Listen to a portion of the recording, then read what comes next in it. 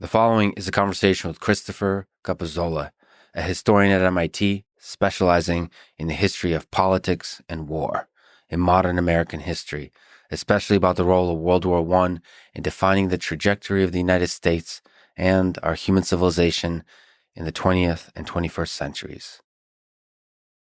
And now, a quick few second mention of each sponsor. Check them out in the description. It's the best way to support this podcast. We got Wealthfront for financial help, Inside Tracker for biological insight, Element for salty goodness, and Simply Safe for home security. Choose wisely, my friends. And now, onto the full ad reads. As always, no ads in the middle. I tried to make this interesting, but if you skip, please still check out the sponsors. I enjoy their stuff. Maybe you will too. This show is brought to you by Wealthfront, savings and automated investing accounts to help you build wealth and save for the future. In general, I'm somebody that tries to avoid concrete plans. I said kind of goals and follow my heart. But what I mean by that sometimes is that I'm still investing into the future. I'm just not doing it in an overly structured way, such that I listen to what my gut tells me will create a better future for me. The thing I really learned on the financial side of things is that there's a lot of companies, a lot of banks, a lot of services that make investing really difficult. And the difficulty comes from the interface of the website. I can't tell you how many services I've used in the past that don't get this right. Anyway, that's like the biggest thing I can say that's positive about Wealthfront. It's easy to invest and it's fun. You should go check it out at wealthfront.com/Lex. You'll get a $50 bonus with a $500 deposit.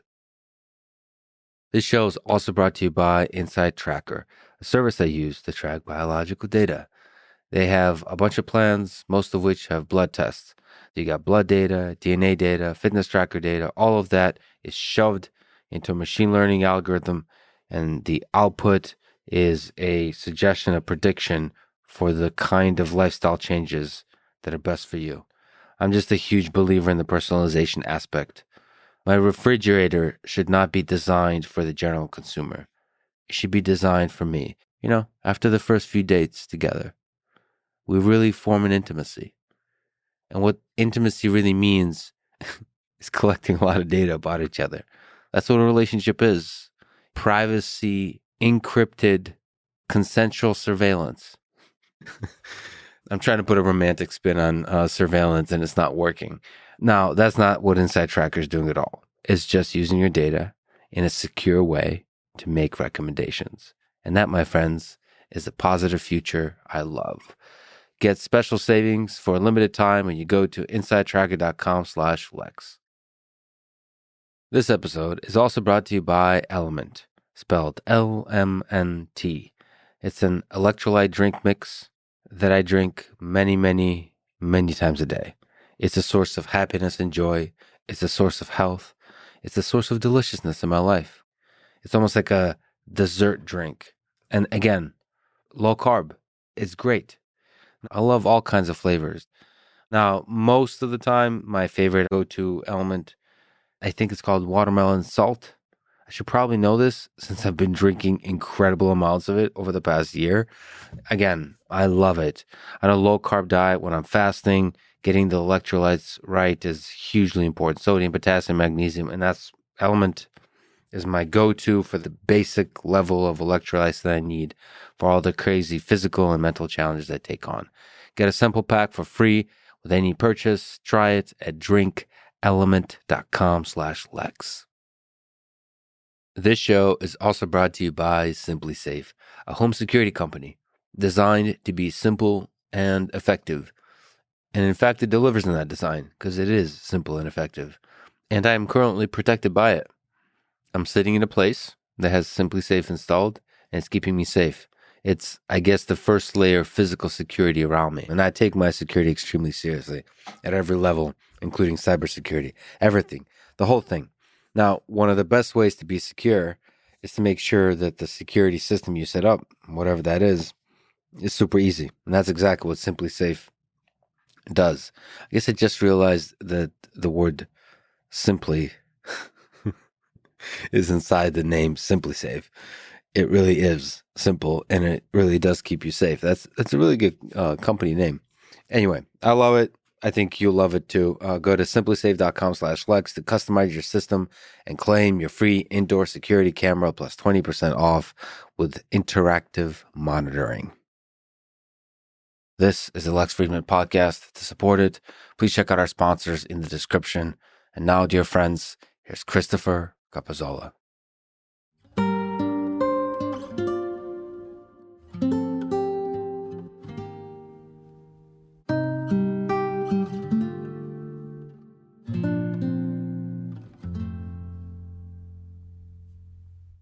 Let's start with a big and difficult question. How did World War I start?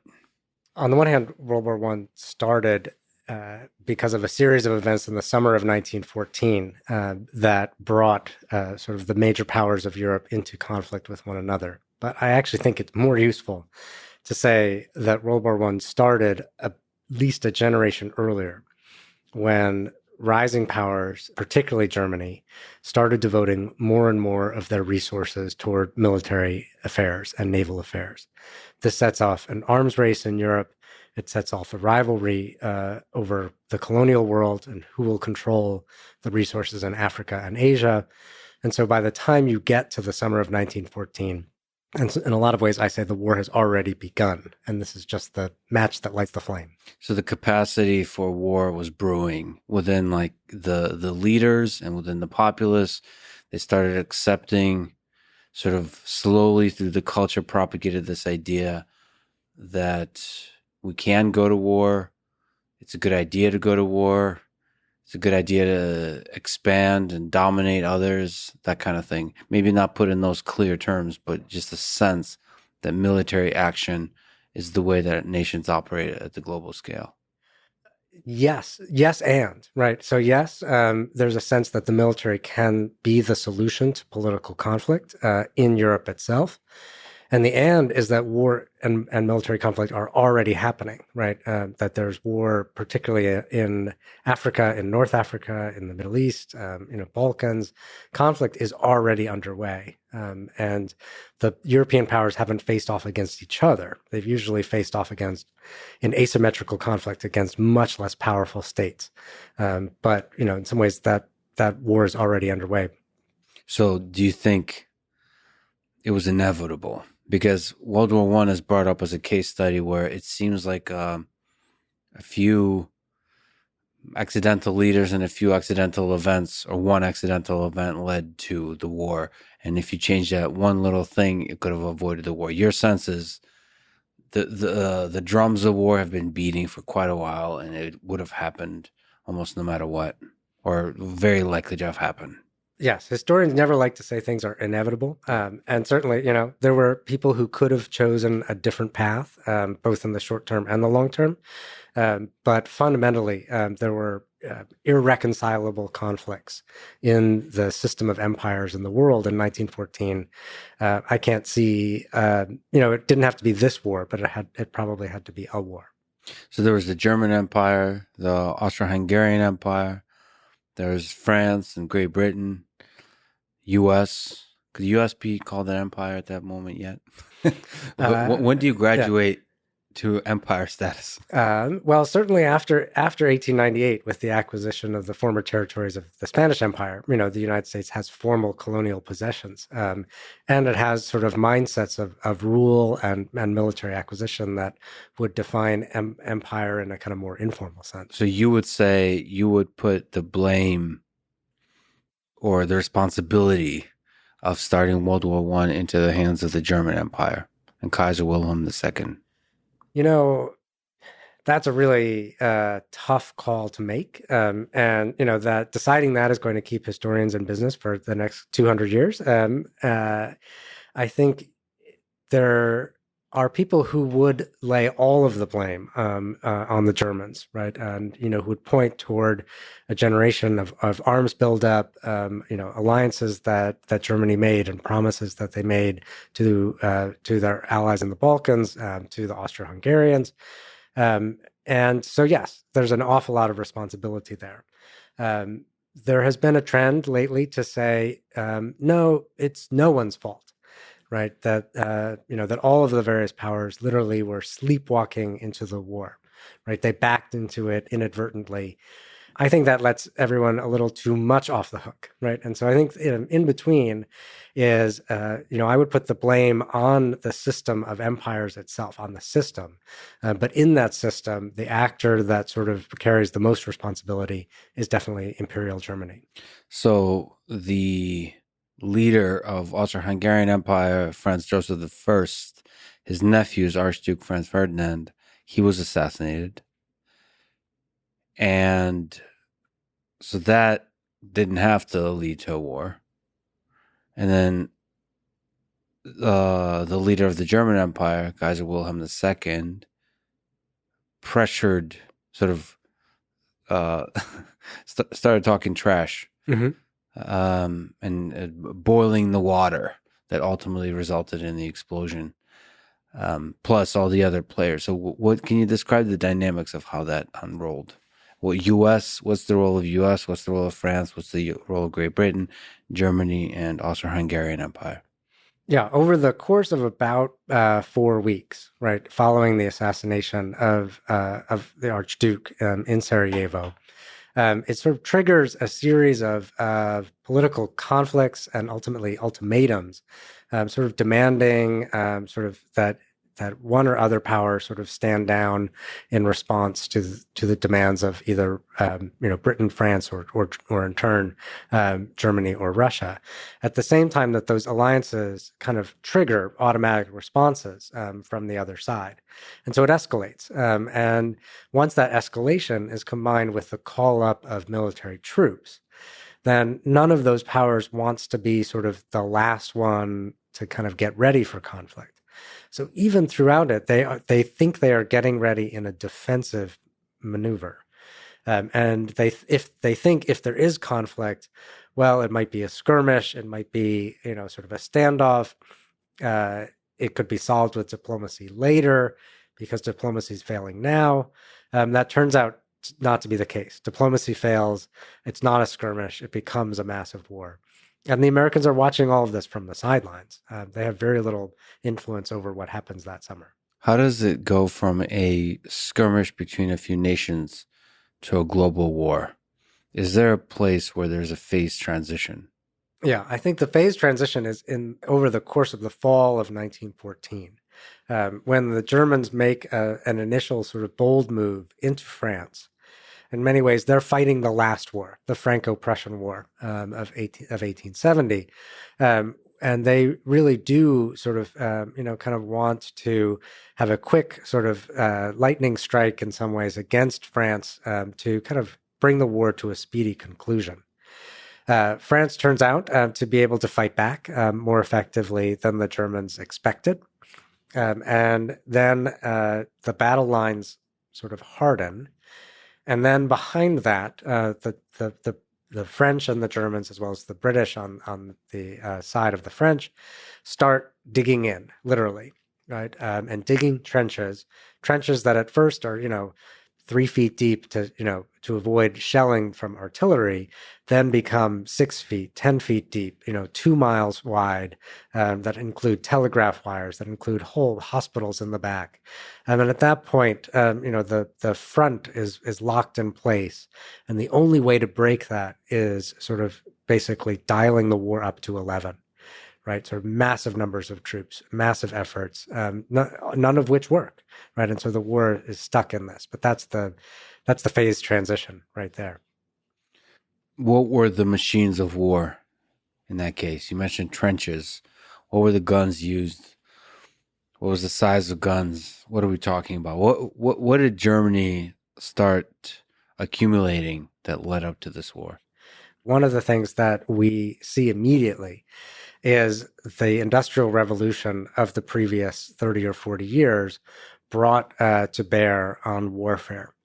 Right. And so you see sort of machine guns, you see artillery, these are the kind of the key weapons of war on both sides, right? The vast majority of battlefield casualties are from artillery shelling from one side to another, not sort of rifle or even sort of machine gun kind of attacks. In some ways, the weapons of war are human beings, right? Tens of thousands of them poured over the top in these sort of waves to kind of try to break through the enemy lines, and it would work for a little while, but holding the territory that had been gained often proved to be even more demanding than gaining it, and so often, each side would retreat back into the trenches and wait for another day. And how did Russia, how did Britain, how did France get pulled into the war? Well, I suppose the France one is the easy one. But what is the order of events here? Right. How it becomes a global war? Yeah. So Britain, France, and Russia are at this time they're in alliance, and so the conflicts, in the summer of 1914 that lead sort of to the declarations of war happen sort of one after another, right? In late August of 1914, and all three powers essentially come in at the same time, because they have promised to do so through a series of alliances.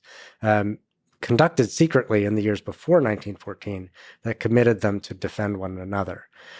Germany, Austria, Hungary, and the Ottoman Empire have their own sort of set of secret agreements that also commit them to defend one another. And what this does is it sort of brings them all into conflict at the exact same moment. They're also, for many of these countries, bringing not just their national armies, but also their empires into the conflict, right? So Britain and France, of course, have, enormous sort of global empires. They begin mobilizing soldiers as well as raw materials. Germany has, less of an overseas empire. Russia and the Ottoman Empire, of course, have their own sort of hinterland, within the empire. And very soon, sort of all of the warring powers are bringing the entire world into the conflict. Did they have a sense of how deadly the war is? I mean, this is another scale of death and destruction. At the beginning, no, but very quickly. The scale of the devastation of these sort of massive over-the-top attacks on trenches is apparent to the military officers, and it very quickly becomes apparent even at home. There is, of course, censorship of the battlefield, and specific details don't reach people. But, for civilians in any of the warring powers, they know fairly soon how destructive the war is. And to me, that's always been a real sort of puzzle, right? So that by the time the United States comes to decide whether to join the war in 1917, they know exactly what they're getting into. Right, they're not backing into the war in the ways that the European powers did. They've seen the devastation, they've seen photographs, they've seen injured soldiers, and they make that choice anyway. When you say they, do you mean the leaders of the people? Did the death and destruction reach the minds of the American people by that time? Yes, absolutely. We don't in 1917 have the mass media that we have now, but there are images in newspapers, there are newsreels that play at the movie theaters, and of course some of it is sanitized, but that combined with press accounts, often really quite descriptive press accounts, gory accounts, reached anyone who cared to read them. Certainly plenty of people didn't follow the news, felt it was far away. But most Americans who cared about the news knew how devastating this war was. Yeah, there's something that happens that I recently visited Ukraine for a few weeks. There's something that happens with the human mind as you get away from the actual front where the bullets are flying, like literally 1 kilometer away. You start to not feel the war. You'll hear an explosion, you'll see an explosion, you start to get it assimilated to it, or you start to get used to it.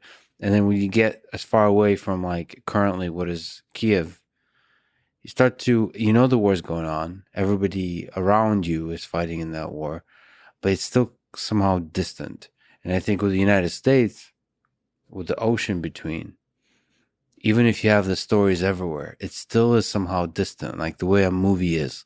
Maybe Yeah, like a movie or a video game. It's somewhere else. Even if your loved ones are going or you are going to fight. Yeah, that is absolutely the case. And in some ways, that's true even for the home fronts in Europe, except for the areas where, in Belgium and France, where the war is, right there in your backyard. For other people, yeah, there's a distance. And soldiers, of course, feel this very strongly when European soldiers, when they're able to go home on leave, often, deeply resent what they see as the luxury that civilians are living in during the war. So how did US enter the war? Who was the president? What was the dynamics involved? And could it have stayed out? To answer your last question first, yes, right. That the United States could have stayed out of the First World War uh, as a military power. The United States could not have ignored the war completely. Right, it shaped everything. Right, it shaped trade, it shaped goods and services, agriculture. Whether there was a crop coming, whether there were immigrants coming across the Atlantic to work in American factories. Right, so the U.S. can't ignore the war. But the U.S. makes a choice in 1917 to enter the war by declaring war, right, on Germany and Austria. And in that sense, this is a war of choice, but it's kicked off by a series of events. Right. So President Woodrow Wilson has been president through this entire period of time. He has just run in the 1916 presidential election on a campaign to keep the United States out of war. But then in early 1917, the Germans, in some ways, sort of twist the Americans' arms. Right. The Germans' sort of high command comes to understand that, that they're stuck. Right. That they're stuck in this trench warfare. They need a big breakthrough.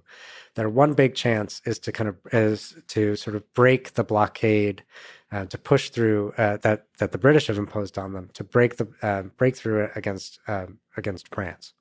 And so they do. And along with this, they start sinking ships on the Atlantic, including American ships. The Germans know full well this will draw the United States into war.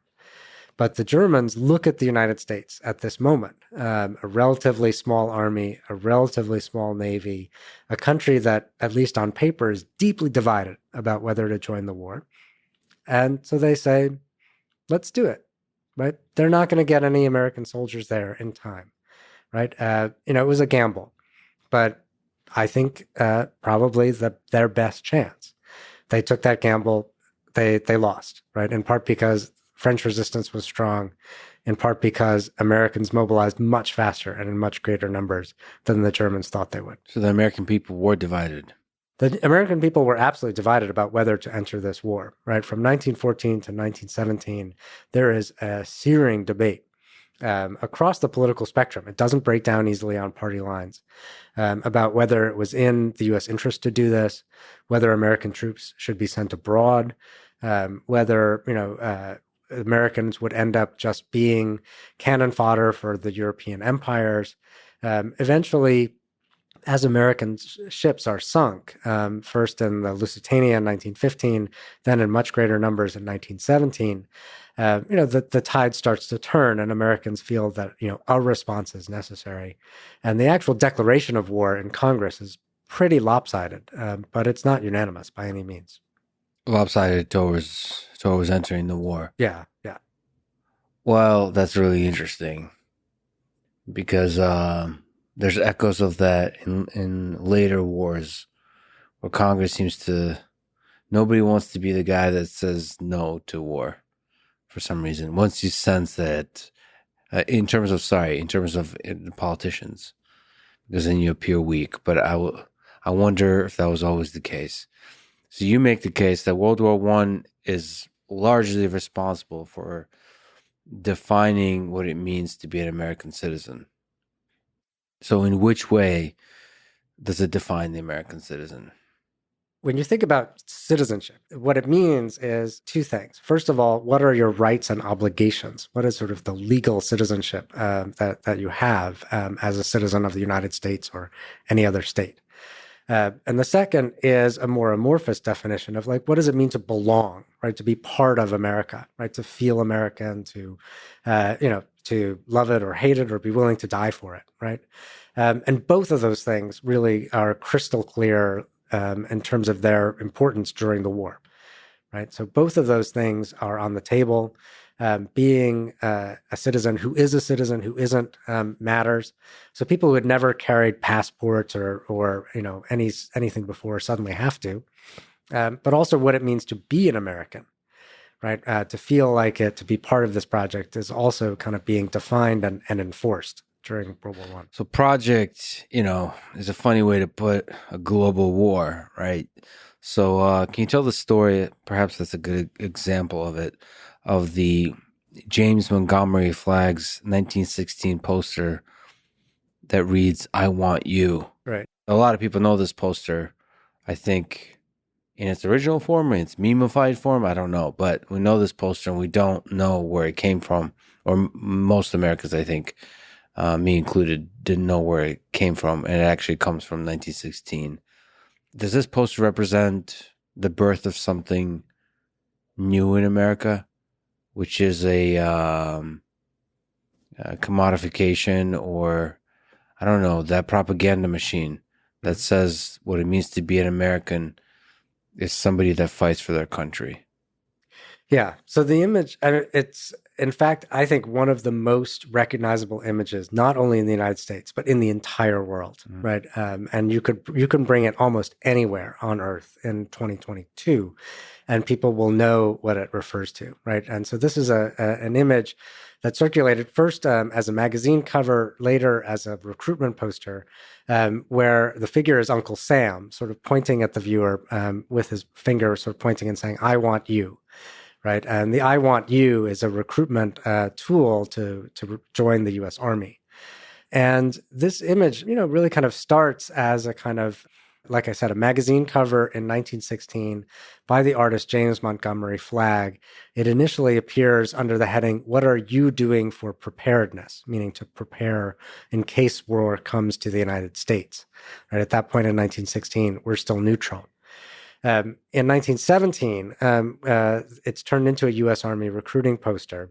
And then it reappears in World War II, reappears generations after. Like you said, it's now gets remixed, memeified. It's all over the place. I think for me, it's a turning point. It's a sort of window into American culture at a crucial moment in our history. Where the federal government is now embarking on a war overseas that's going to make enormous demands on its citizens. And at the same time, where sort of technologies of mass production and mass media and what we would probably call propaganda are being sort of mobilized for the first time in this new kind of way. Well, in some sense, is it fair to say that the empire is born? The expanding empire is born from the Noam Chomsky perspective, kind of empire that seeks to have military influence elsewhere in the world. Yes, but I think as historians, we need to be at least as interested in what happens to the people who are getting pointed to by Uncle Sam, right? Rather than just the one, whether he's pointing at us. So yes, he's asking us to do that, but how do we respond? And the people responded. So the people are ultimately the machines of history, the mechanisms of history. It's not the Uncle Sam. Uncle Sam can only do so much if the people aren't willing to step up. Absolutely. The American people responded for sure, but they didn't build what Uncle Sam asked them to do in that poster, right? And I think that's kind of a crucial aspect that there never would have been sort of global U.S. power without the response that begins in World War One. What was the Selective Service Act of 1917? So one of the very first things that Uncle Sam wants you to do, right, is to register for selective service, for the draft, right? And the law is passed very soon after the U.S. enters the war. It's sort of demanding that all men, first between 21 and 30, then between 18 and 45, register for the draft, and they'll be selected by a government agency, by a volunteer So organization. it's a requirement to sign up. It is a legal requirement to register. Of course, not everyone who registers is selected, but over the course of the war, 24 million men register, almost 4 million serve in some fashion. What was the response? What was the feeling amongst the American people to have to sign up to the Selective Service Act? Well, Have to register. yeah, this is a bigger turning point than we might think, right? In some ways, this is a tougher demand of the American public than entering the war. It's one thing to declare war on Germany, right? It's another thing to go down to your local post office and fill out the forms that allow your own government to send you there to fight. And this is especially important at a time when the federal government doesn't really have any other way to find you unless you actually go and register yourself, right? And so, ordinary people are participating in the building of this war machine, but at least 500,000 of them don't, right? And simply never fill out the forms, move from one town to another. But you said 20 million did? 20 something? Yeah, about 24 million register, at least 500,000. Is it surprising to you that many registered? Since the country was divided? It is, and that's what I sort of tried to dig in to figure out how did you get 24 million people to register for the draft, and it's certainly not coming from the top down, right? There may be 100 sort of agents in what's now called the FBI. It's certainly not being enforced from Washington. It's being enforced in through the eyes of everyday neighbors, through community surveillance, all kinds of ways. Oh, so there was like a pressure. There's a lot of pressure. Interesting. So there was not a significant anti-war movement as you would see maybe later with Vietnam and things like this. There was a significant movement before 1917, but it becomes very hard to keep up an organized anti-war movement after that, particularly when the government starts shutting down protests. So as the Selective Service Act of 1917 runs up against some of the freedoms, some of the rights that are defined in our founding documents, what was that clash like? What was sacrificed? What freedoms and rights were sacrificed in this process? I mean, I think on some level, the fundamental right, is liberty, right? That conscription sort of demands, sacrifice on the behalf of some notionally for the protection of all. So even if you're against the war, you're forced to fight. Right. Yes. And there were small provisions for conscientious objectors, solely those who had religious objections to all war, right? Not political objections to this war. And some, several thousand were able to take those provisions. But even then, they faced social sanction, they faced ridicule, some of them faced intimidation. So those liberty interests, both individual freedom, religious freedom, those are some of the first things to go. So what about freedom of speech?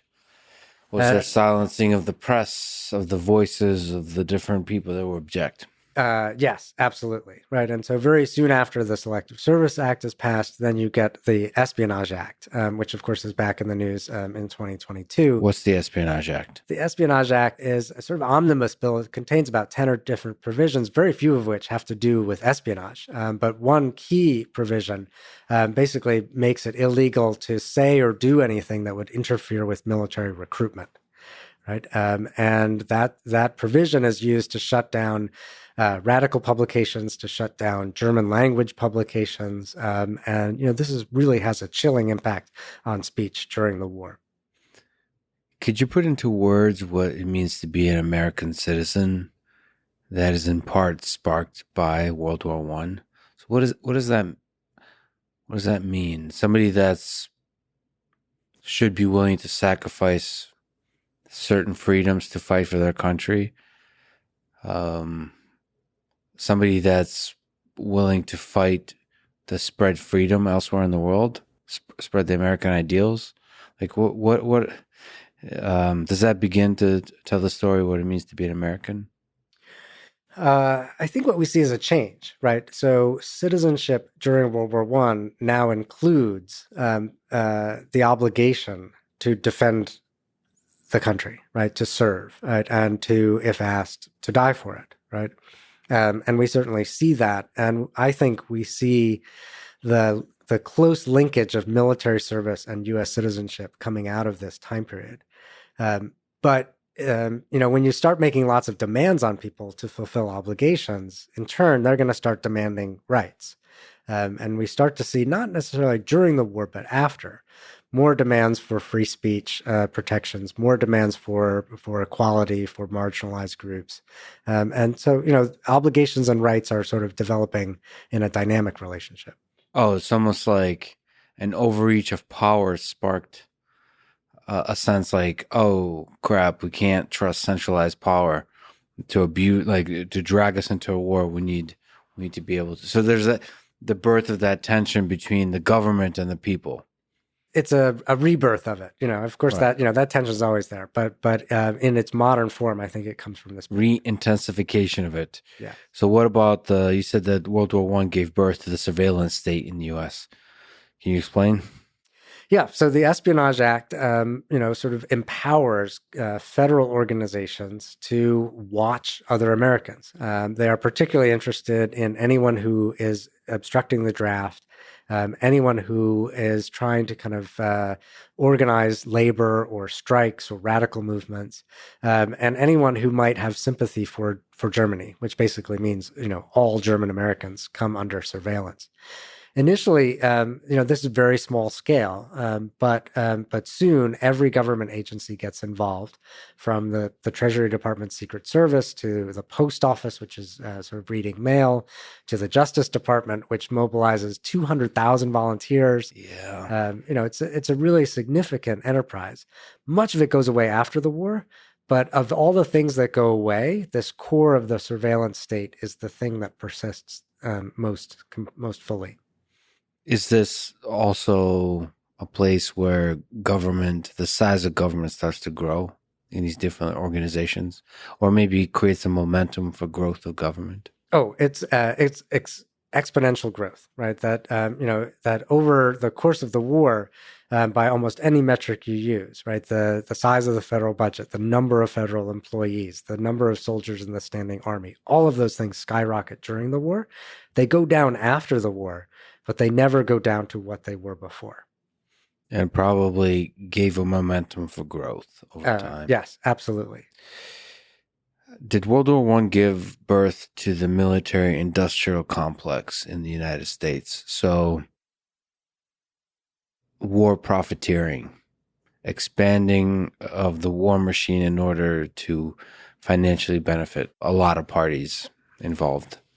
So I guess I would maybe break that into two parts, right? That on the one hand, yes, there is war profiteering. There are investigations of it. In the years after the war, there's a widespread concern that the profit motive had played too much of a part Yeah. in the war, and that's definitely the case. Um, but I think when you try to think of this term military industrial complex, it's best, to think of it as, at what point does the one side lock in the other, right? That military choices are shaped by industry, objectives and vice versa. And I don't think that was fully locked into place during World War One. I think that's really a Cold War phenomenon when the United States is on this intense kind of footing for two generations in a row. So industrial is really important there. There's companies. So before then, weapons of war were funded directly by the government. Were like who was manufacturing the weapons of war? They were generally manufactured by private industry. There were, of course, arsenals, sort of 19th century iterations where the government would produce its own weapons, partly to make sure that they got what they wanted. But most of the weapons of war for all of the European powers and the United States are produced by private industry. So why do you say that the military industrial complex didn't start then? What was the important thing that happened in the Cold War. I think one way to think about it is it's the Cold War is a point at which it switches from being a dial to a ratchet, right? So during World War One, the relationship between the military and industry dials up, fast and high, and stays that way, and it dials back down. Mm-hmm. Whereas during the Cold War, sort of the relationship between the two often looks more like a ratchet. Yeah, It so it goes up, becomes unstoppable it goes up again. in the way that you start. I think the way the military-industrial complex is often discussed is as a system that is unstoppable. Right. And Like it expands. It almost. I mean, if you take a very cynical view, it creates war so that it can make money. It doesn't just find places where it can help through military conflict. It creates tensions that directly or indirectly lead to military conflict that it can then fuel and make money from. that is certainly one of the concerns of both people, who were critical of the First World War, and then also of Dwight Eisenhower, right, when he's president and sort of in his farewell address, where he sort of introduces the term military-industrial complex. And some of it is about the profit motive, but some of it is a fear that Eisenhower had, that no one had an interest in stopping this, right, and that no one had a voice in stopping it, and that the ordinary American could really do nothing to sort of to dial things down. Is it strange to you that we don't often hear that kind of speech today, with like Eisenhower speaking about the military-industrial complex? So, for example, we'll have people criticizing the spending on war efforts, but they're not discussing the machinery of the military-industrial complex, like the basic way that human nature works, that we get ourselves trapped in this thing. They're saying like there's better things to spend money on, versus describing a very seemingly natural process of when you build weapons of war, that's going to lead to more war. Like it pulls you in somehow. Yeah, I would say throughout the Cold War, and even after the end of it, there has not been a sustained conversation in the United States about our defense establishment, right? What we really need, and what serves our interest, and to what extent sort of other things like market forces, profit motives, belong in that conversation. What's interesting is that in the generation after the First World War, that conversation was on the table, right? Through a series of investigations in the U.S., the Nye Committee, in Britain, a royal commission, journalistic exposés. This would have been just talked about constantly in the years between about 1930 and 1936, as people were starting to worry, right, that storm clouds were gathering in Europe again. Yeah, but it always seems like those folks get pushed to the fringes. You're made an activist versus versus a thinking leader. Those discussions are often marginalized, framed as conspiracy theory, et cetera. I think it's important to realize that, in the generation after World War One, this was a serious civic conversation. It led to, sort of investigations of defense sort of finance. It led to experiments in Britain and France in public finance of war material.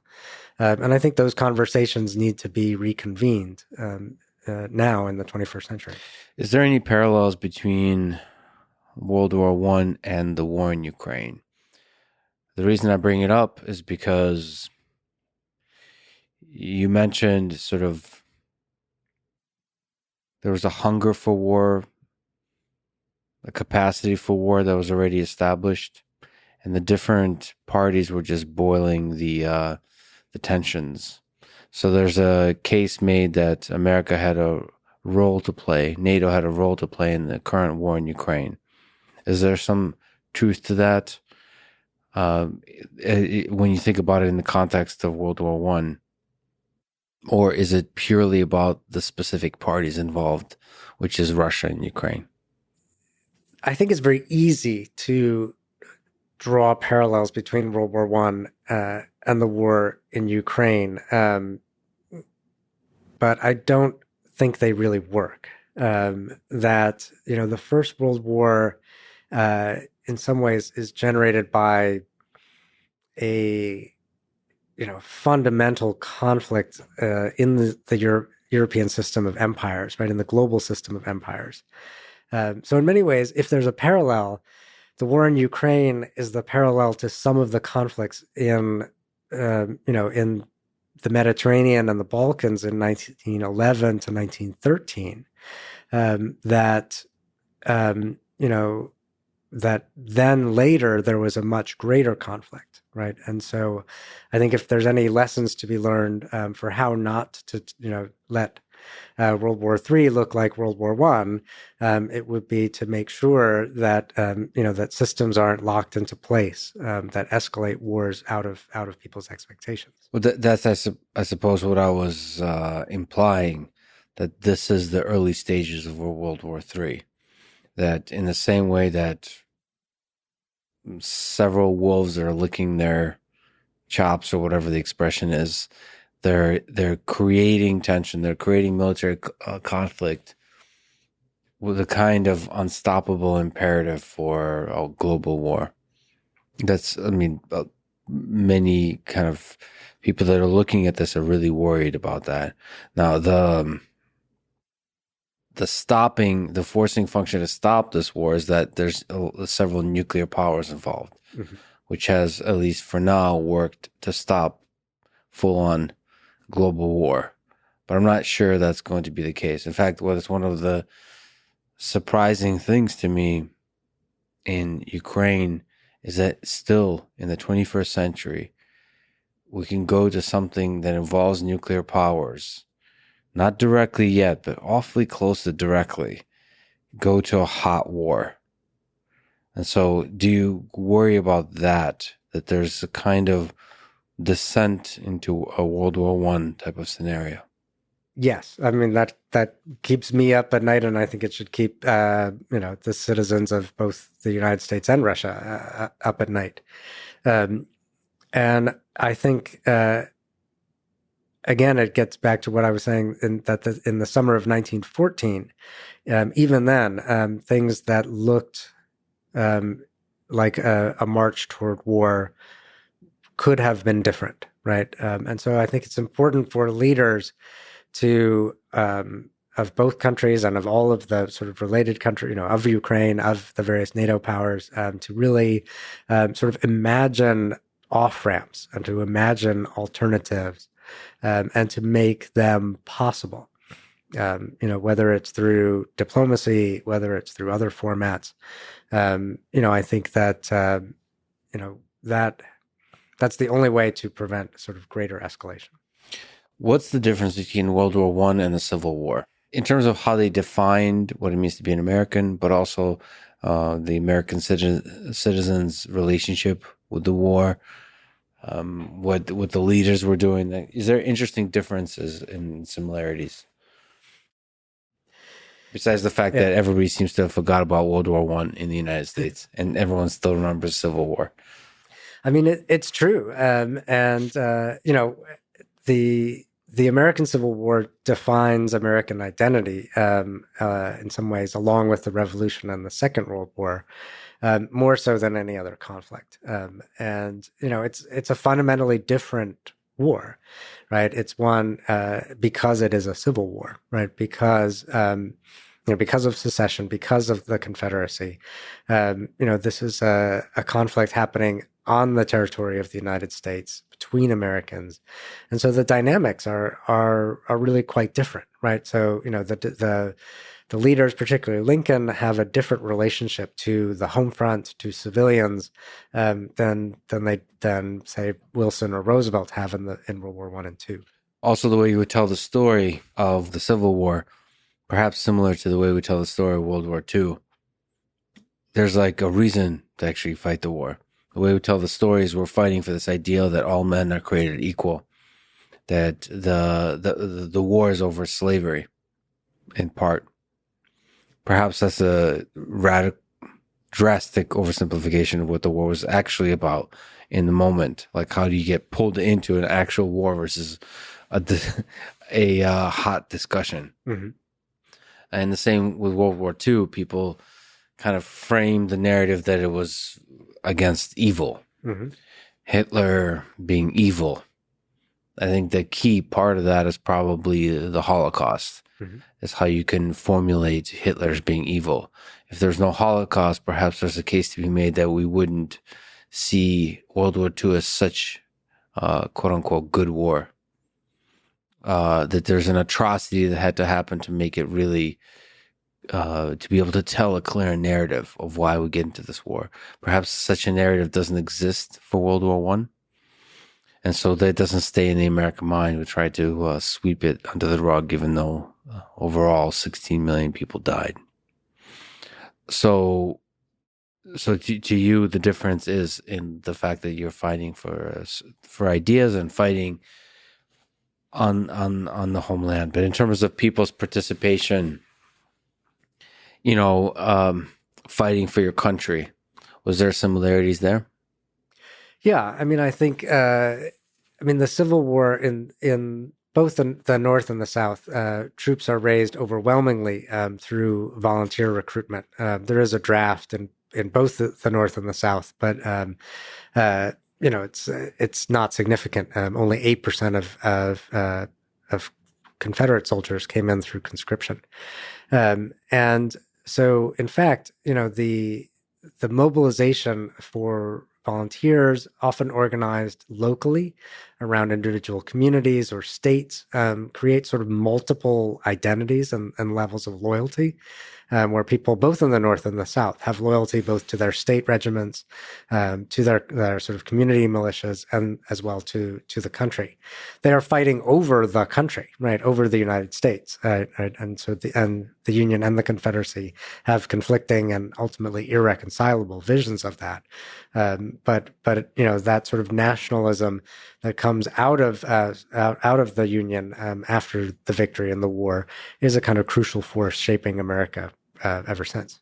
So what was the neutrality period? Why did U.S. stay out of the war for so long? Like, what was going on in that interesting, like, what made Woodrow Wilson change his mind? What was the interesting dynamic there? I always say that the United States entered the war in April of 1917, but Americans entered it right away. Right? They entered it. Some of them actually went and volunteered and fought almost exclusively on the side of Britain and France. At least 50,000 joined the Canadian Army or the British Army and served. Millions volunteer. They sent humanitarian aid. I think in many ways, modern war creates modern humanitarianism, and we can see that in the neutrality period. And even if they wanted the United States to stay out of the war, a lot of Americans get involved in it by thinking about it, caring about it, arguing about it. And at the same time, they're worried that British propaganda is shaping their news system. They are worried that German espionage is undermining them. They're worried that both Britain and Germany are trying to interfere in American elections and American news cycles. And at the same time, a revolution is breaking out in Mexico, right? So there are sort of, concerns about what's happening in the Western Hemisphere as well as what's happening in Europe. So World War One was supposed to be the war to end all wars, and it didn't. How did World War One pave the way to World War Two? Every nation probably has their own story in this trajectory towards World War Two. How did Europe allow World War II to happen? How did the Soviet Union, Russia allow World War II to happen? And how did America allow World War II to happen? And Japan? Yeah, you're right. The answer is different for each country, right? That in some ways, in Germany, the culture of defeat, the experience of defeat at the end of World War I leads to a culture of resentment, recrimination, finger pointing, blame that makes German politics very ugly, as one person puts it, brutalizes German politics. It places resentment at the core Yes. of the populace and its politics. Yeah. And, so in some ways that lays the groundwork for the kind of politics of resentment and hate that comes from the Nazis. For the United States, in some ways, the failure to win the peace, sets up the possibility for the next war, right? That the United States, through Wilson, is sort of crafting a new international order in order that this will be the war to end all wars, but because the United States failed to join the League of Nations, you see the United States really sort of on the hook for another generation. In Asia, the story is more complicated, right? And I think it's worth bearing that in mind, that World War II is a two-front war. It starts in Asia for its own reasons. World War I is transformative for Japan, right? It is a time of massive economic expansion. A lot of that sort of economic wealth is poured into sort of greater industrialization and militarization. And so when the military wing in Japanese politics takes over in the 1930s, they're in some ways flexing muscles that come out of the First World War. Can you talk about the end of World War I, the Treaty of Versailles? What's interesting about that dynamics there of the parties involved, of how it could have been done differently to avoid the resentment? Is it inevitable? So the war ends, and very soon, even before the war is over, the United States in particular is trying to shape the peace, right? And the United States is the central actor at the Paris Peace Conference in 1919. Woodrow Wilson is there. He's presiding, and he knows that he calls the shots. So he was respected.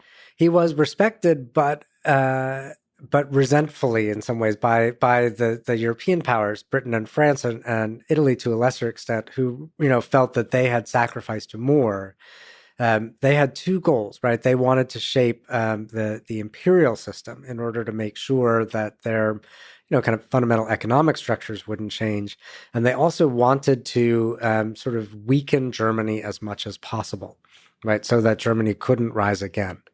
What this leads to is a peace treaty that, maintains some of the fundamental conflicts of the imperial system and bankrupts Germany, starves Germany, and kind of feeds this politics of resentment that make it impossible for Germany to kind of participate in a European order. So people like historian Neil Ferguson, for example, make the case that if Britain stayed out of World War I, we would have avoided this whole mess, and we would potentially even avoid World War II. There's kind of counterfactual history. Do you think it's possible to make the case for that? That there was a moment, especially in that case, staying out of the war for Britain, that the escalation to a global war could have been avoided, and one that ultimately ends in a deep global resentment. So where Germany is resentful not just of France or particular nations, but is resentful of the entire, I don't know how you define it, the West or something like this, the entire global world. I wish it were that easy. And, I think it's useful to think in counterfactuals, what if? And if you believe, as historians do, in causation, then if that one thing causes another, then you also have to believe in counterfactuals, right? That if something hadn't happened, then maybe that wouldn't, that would have worked differently. But I think all the things that led to World War I are multi-causal and nuanced. And this is what historians do. We make things more complicated. And so, there was no one thing that could have, that could have turned the tide of history. And, oh, if only Hitler had gotten into art school, or oh, if only Fidel Castro had gotten into the major leagues. Those are interesting thought experiments, but few events in history, I think, are that contingent.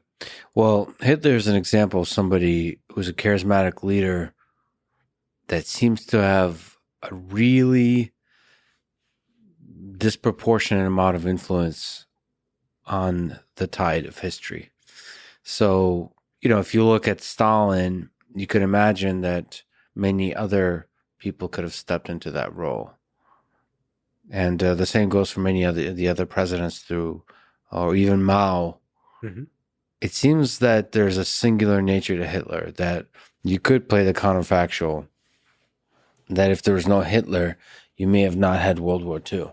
He, better than many leaders in history, was able to channel the resentment of the populace into a very aggressive expansion of the military and I would say skillful deceit of the entire world in terms of his plans, and was able to effectively start the war. So is it possible that could Hitler have been stopped? Could we have avoided if he just got into art school? Right. Or again, Yeah. do you feel like there's a current of events that was unstoppable? I mean, part of what you're talking about is Hitler the individual as a sort of charismatic leader who's able to mobilize, the nation, and part of it is Hitlerism, right?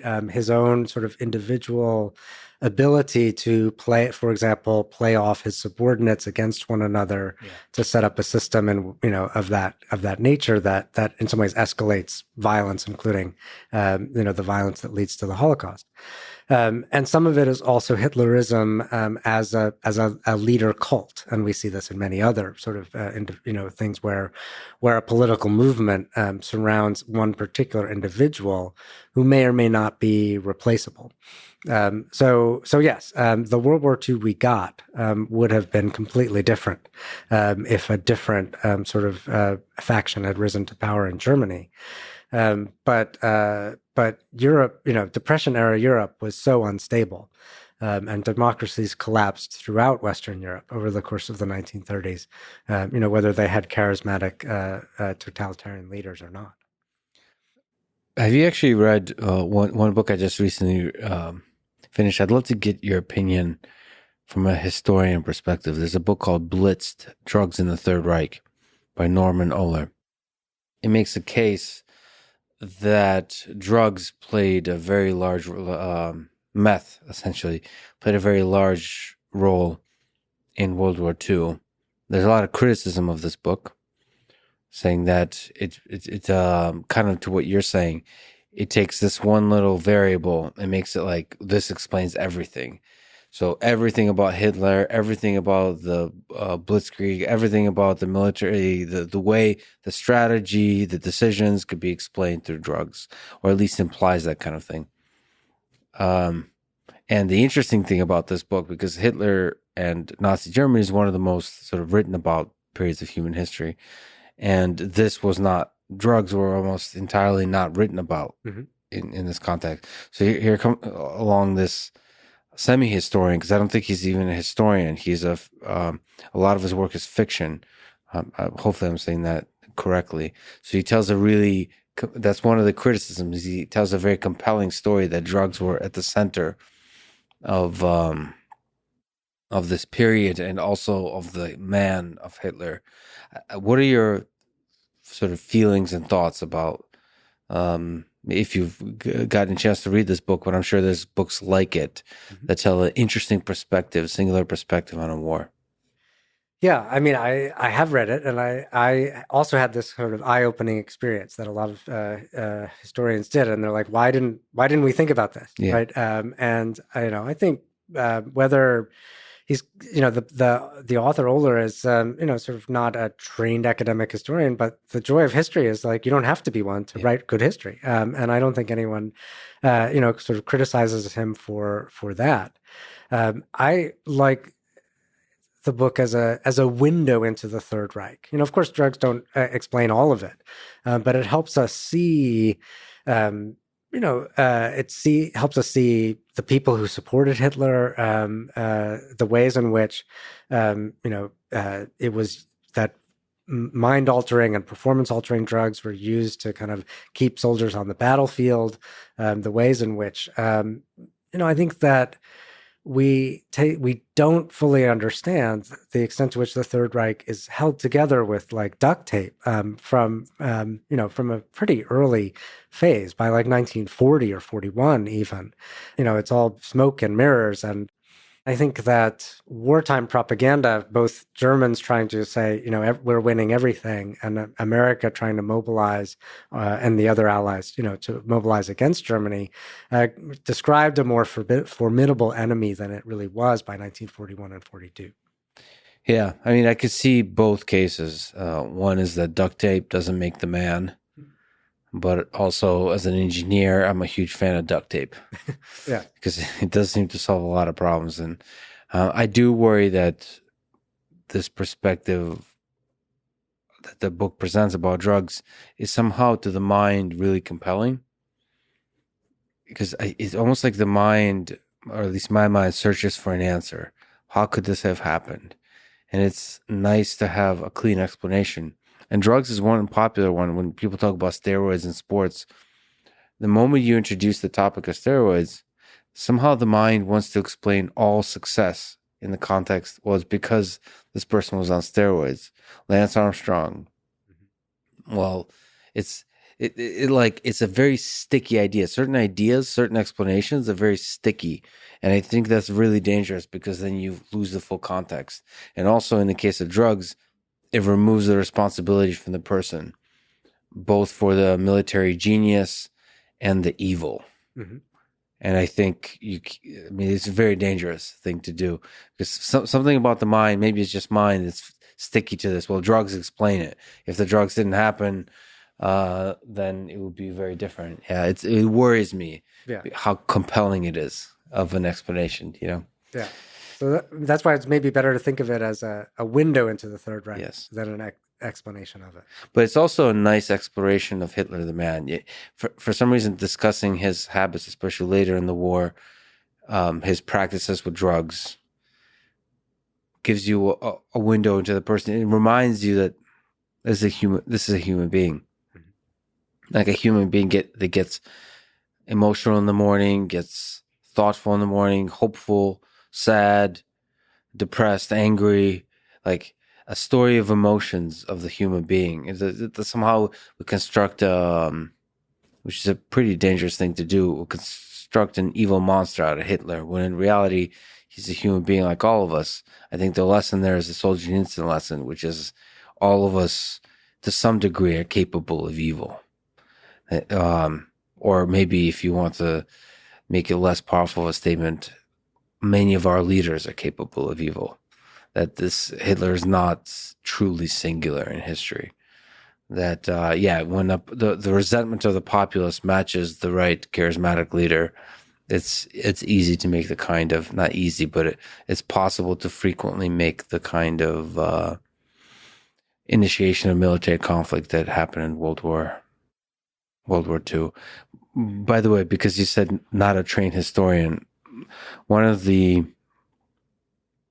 most compelling and, I don't know, entertaining and fascinating exploration of World War I comes from Dan Carlin. I don't know if you've gotten a chance to listen to his sort of podcast form telling of the blueprint for Armageddon, which is the telling of World War I. What do you think about Dan Carlin? You yourself, as a historian who has studied, who has written about World War I, do you enjoy that kind of telling of history? Absolutely. And I think, again, you don't need a PhD in history to be a historian, right? Does every historian agree with that? He gets No. quite a bit of criticism from historians. I mean, we like to argue with each other and nitpick with each other, but the one thing I have no patience for is when we like pull rank on each other. I think we depend on, if you're, a historian in a university with degrees and research materials, you depend on the work of people in some local community, like recording oral histories, saving documents.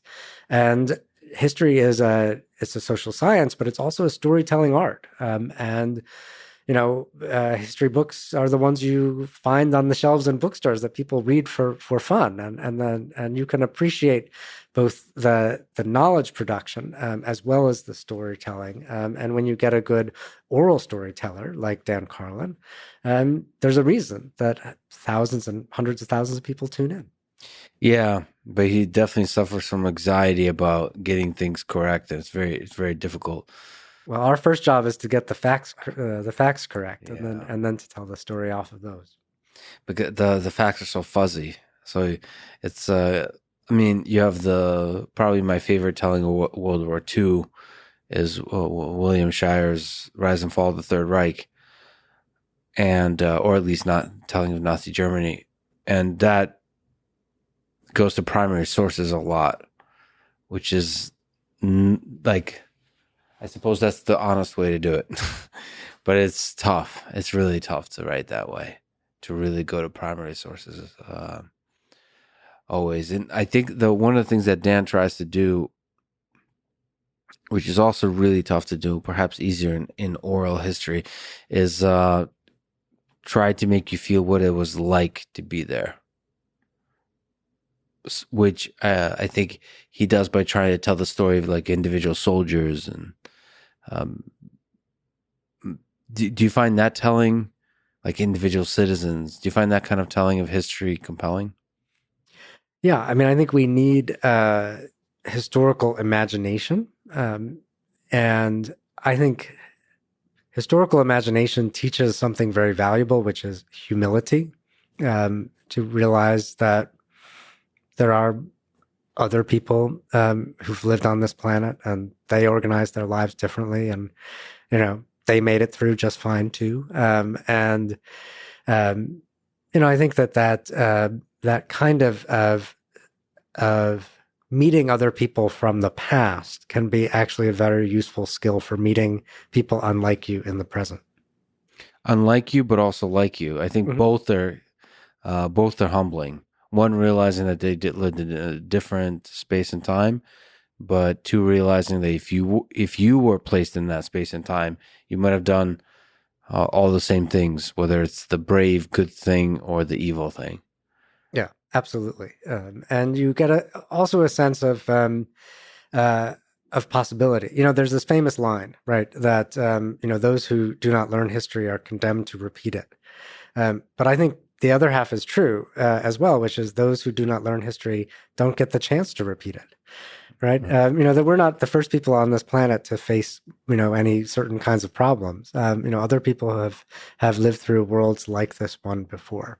Yeah, it's like when you fall in love as a teenager for the first time, and then there's a breakup.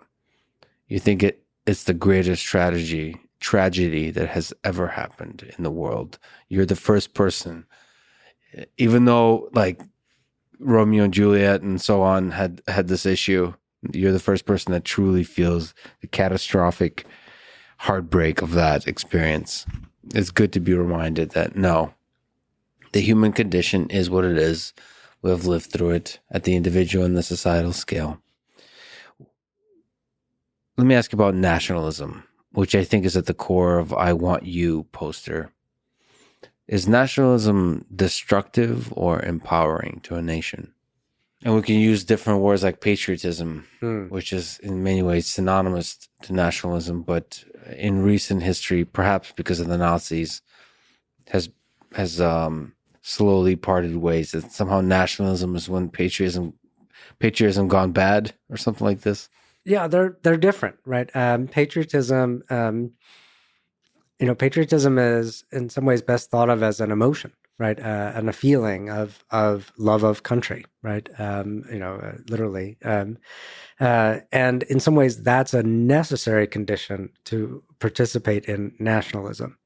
Um, whether to me, I think nationalism is crucial in a world organized around nation states. And you have to sort of believe that you are engaged in a common project together, right? And so, in the contemporary United States, uh, you know, uh, in some ways that question is actually on the table in ways that it hasn't been in the past. But you have to believe that you're engaged in a common project, that you have something in common with the person with whom you share this nation, and that you would sacrifice for them, whether it's by paying taxes for them or or going to war to defend them. That's a vision of what we might call civic nationalism. That's the good version. The question is whether you can have that without having um, exclusionary nationalism. Hating the other, right? Fearing the other, saying, you're part of this nation against all others. And I think there's a long tradition in America of a very inclusive nationalism that is open, inclusive, welcoming, and new people to this shared project. That's something to be defended. Exclusionary nationalisms based on ethnic hatreds and others that we see throughout the world, those are things to be afraid of. But there is a kind of narrative in the United States that a nationalism that includes the big umbrella of democratic nations that strive for freedom, and everybody else is against freedom and against human nature. And it just so happens that it's a half and half split across the world. So that's imperialism. That feels like it beats the drum of war. Yeah, and I mean, I don't want to paint too rosy a picture, and certainly, the United States, as a nation, has often found it easier to define ourselves against something than to clarify exactly what we're for. Yeah, yeah. The Cold War, China today. That's not only the United States. I suppose that's human nature. We need a competitor. It's almost like maybe the success of human civilization requires figuring out how to construct competitors that don't result in global war. Yes, or figuring out how to turn enemies into rivals and competitors. There's a real difference. Right. You compete with competitors. You fight with enemies. Yeah, with competitors is a respect, maybe even a love underlying the competition. What are the biggest lessons you take away from World War One? Maybe we talked about several, but you look back at the 20th century. As a historian, what do you learn about human nature, about human civilization, about history from looking at this war? I think the lesson I would want everyone to take from the story of the First World War is that human life is not cheap. That all of the warring powers thought that just by throwing more men and more material at the front, they would solve their political problems with military force. And at the end of the day, in 1918, one side did win that, but it didn't actually solve any of those political problems. And in the end, the regular people paid the price with their lives. They did, and people who had been told that their lives were cheap remembered that, right? And it sort of reshapes mass politics for the rest of the 20th century, both in Europe and around the world. Yeah, the cost of a death of a single soldier is not just, or a single civilian, is not just the cost of that single life. It's the resentment, that the anger, the hate that reverberates throughout. One of the things I saw in Ukraine is the birth of, at scale, of generational hate, not towards administrations or leaders, but towards entire peoples. And that hate, overnight, that hate is created, and it takes perhaps decades for that hate to dissipate. It takes decades, and it takes collective effort to build institutions that divert that hate into other places. One of the biggest things I thought was not part of the calculus, and when the United States invaded Afghanistan and Iraq, is the creation of hate. When you drop a bomb, even if it hits military targets, even if it kills soldiers, which in that case it didn't. There's a very large amount of civilians. What does that do to the how many years, minutes, hours, months, and years of hate do you create with a single bomb you drop? Mm-hmm. And like calculate that, like literally in the Pentagon have a chart. How many people will hate us? How many people does it take? Do some science here. How many people does it take when you have 1 million people that hate you? How many of them will become terrorists? How many of them will do something to the nation you love and care about, which is the United States, will do something that will be very costly? I feel like there was not a plot and a chart. It was more about short-term effects. Yes, it's the idea of using military force to solve political problems, and I think there's a squandering of goodwill that people have around the world toward the United States. That's a respect for for its economy, for its consumer products, and so forth. And I think that's been lost. A lot of that. Do you think leaders can stop war? I have perhaps a romantic notion, perhaps because I do these podcasts in person and so on, that leaders that get in a room together and can talk, they can stop war. I mean, that's the power of a leader, especially one with in an authoritarian regime, that they can, through camaraderie, alleviate some of the emotions associated with ego. Yes, leaders can stop war if they get into the room when they understand from the masses in their countries that war is something that they want stopped. So the people ultimately have a really big say. They do, that it was mass movements by people in the United States for the nuclear freeze, in Russia pushing for openness, that brought, for example, Ronald Reagan and Mikhail Gorbachev to Reykjavik to sort of debate, and eventually sort of put caps on nuclear weapons. Those two people made choices in the room that made that possible. But they were both being pushed and knew they were being pushed by their people. Boy, that's a tough one. It puts a lot of responsibility on the German people, for example. In both wars, we fans of history tend to conceive of history as a meeting of leaders. We think of Chamberlain, we think of Churchill, and the importance of them in the Second World War.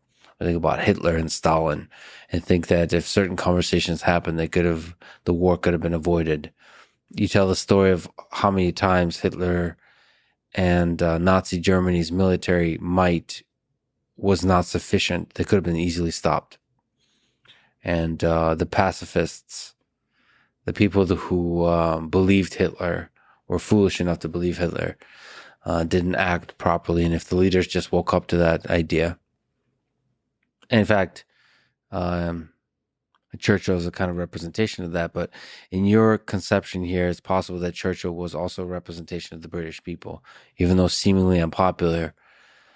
That force was they gave birth to somebody like Churchill, who said, "We'll never surrender." Right? Yes, she'll fight in the beaches. Yes, and I think World War II Britain is a good example of that. It is clearly a dynamic leader who has his pulse on what the people want and demand and are willing to do. And it's a dynamic art of leading that and shaping those wants at the same time as knowing that you're bound by them.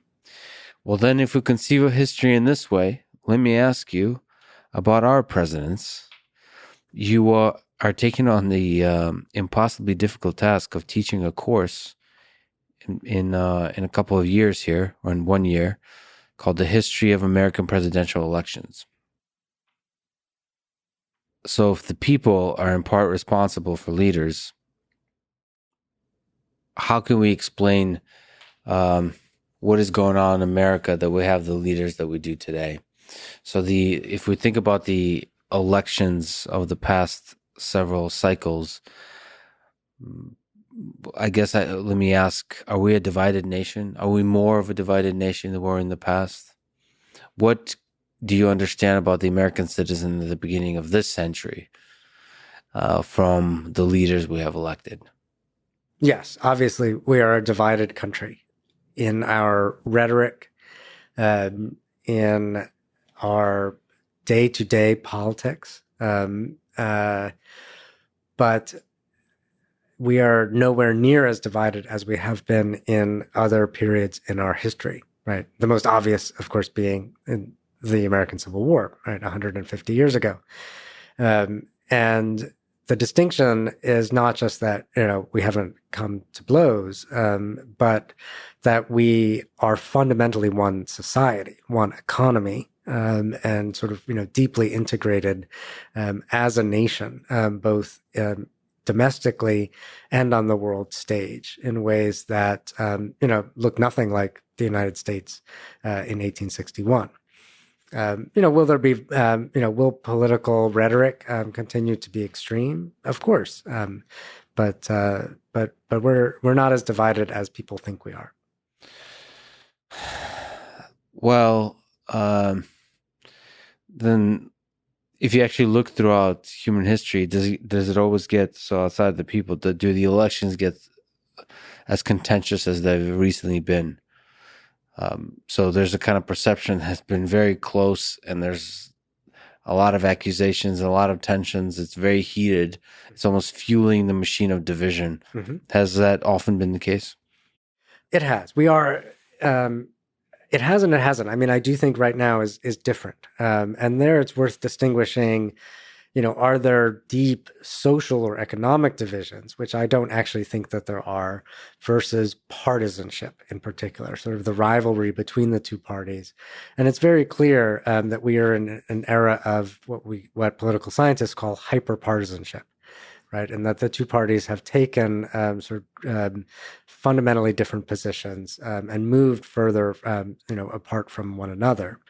And that is what I think people talk about when they say our country is divided. So the country may not be divided, even if our politics are highly partisan. That is, a divergence from other time periods in our history. So I wonder if this kind of political partisanship is actually an illusion of division. I sometimes feel like we mostly all agree on some basic fundamentals. and the things that people allegedly disagree on are really blown out of proportion. And there's like a media machine, and the politicians really want you to pick a blue side and a red side. And because of that, somehow, I mean, families break up over Thanksgiving dinner about who they voted for. There's a really strong pressure to be either red or blue. And I wonder if that's a feature or a bug, whether this is just part of the mechanism of democracy that we want to, even if there's not a real thing to be divided over, we need to construct it such that you can always have a tension of ideas in order to make progress, to figure out how to progress as a nation. I think we're figuring that out in real time, right? On the one hand, it's easy to say that it's a feature of a political system that has two parties, right? And the United States is in some ways unique, right, in not being a parliamentary democracy. And so in some ways, you would think that would be the feature that is causing partisanship and to reach these heights.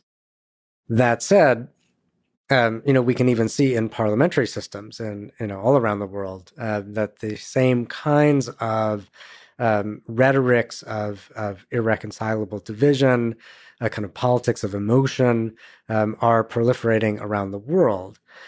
Some of that, as you say, I think is not as real as it appears on television, on social media, and other formats.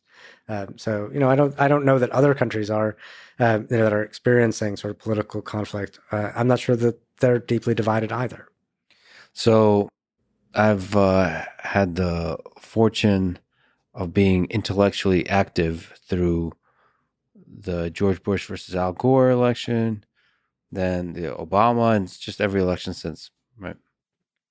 And it seems like a large percentage of those elections, there's been a claim that the elections were rigged, that there is some conspiracy, corruption, malevolence on the other side. I distinctly remember when Donald Trump won in 2016, a lot of people I know said that election was rigged, and there's different explanations, including Russian influence. And then in 2020, I was just running in Austin along the river, and somebody said like, "Oh, huge fan of the podcast," and they said like, "What do you think of it? This is just not right. What's happening in this country? That the 2020 election was obviously rigged from their perspective in electing Joe Biden versus Donald Trump." Do you think there's a case to be made for and against each claim in the full context of history of our elections being rigged? I think the American election system is fundamentally sound and reliable. And I think that the evidence, is clear for that, regardless of which election you're looking at. In some ways, whether even, you look at a presidential election or even a local, county election for dog catcher or something, right? That the amount of sort of time and resources and precision that go into voter registration, vote counting, certification processes are crucial to democratic institutions. I think when someone says rigged, regardless of which side of the political spectrum they're coming from, they're looking for an answer. They're looking for that one answer for what is in fact a complex system, right? So, on the left, when they say rigged, they may be pointing to a wide range of ways in which they think that the system is tilted through gerrymandering, sort of misrepresentation through the Electoral College. On the right, when people say rigged, they may be concerned,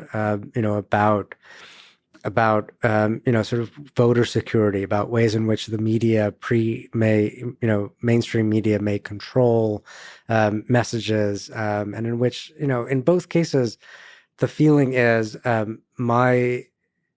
it's articulated as my vote didn't get counted right. But the deeper concern is my vote doesn't count. My voice isn't being heard. So no, I don't think the elections are rigged. So let me sort of push back, right? There's a comfort to the story that they're not rigged. And a lot of us like to live in comfort. So people who articulate conspiracy theories say, sure, it's nice to be comfortable, but here's the reality. And the thing they articulate is there's incentives in close elections, which we seem to have nonstop close elections. There's so many financial interests. There's so many powerful people. Surely you can construct, not just with the media and all the ways you describe both on the left and the right, the elections could be rigged, but literally, actually, in a fully illegal way, manipulate the results of votes. Surely there's incentive to do that. And I don't think that's a totally ridiculous argument, because it's like, all right, well, it actually lands to the question, which is a hard question for me to ask as an optimist, of how many malevolent people out there and how many malevolent people are required to rig an election.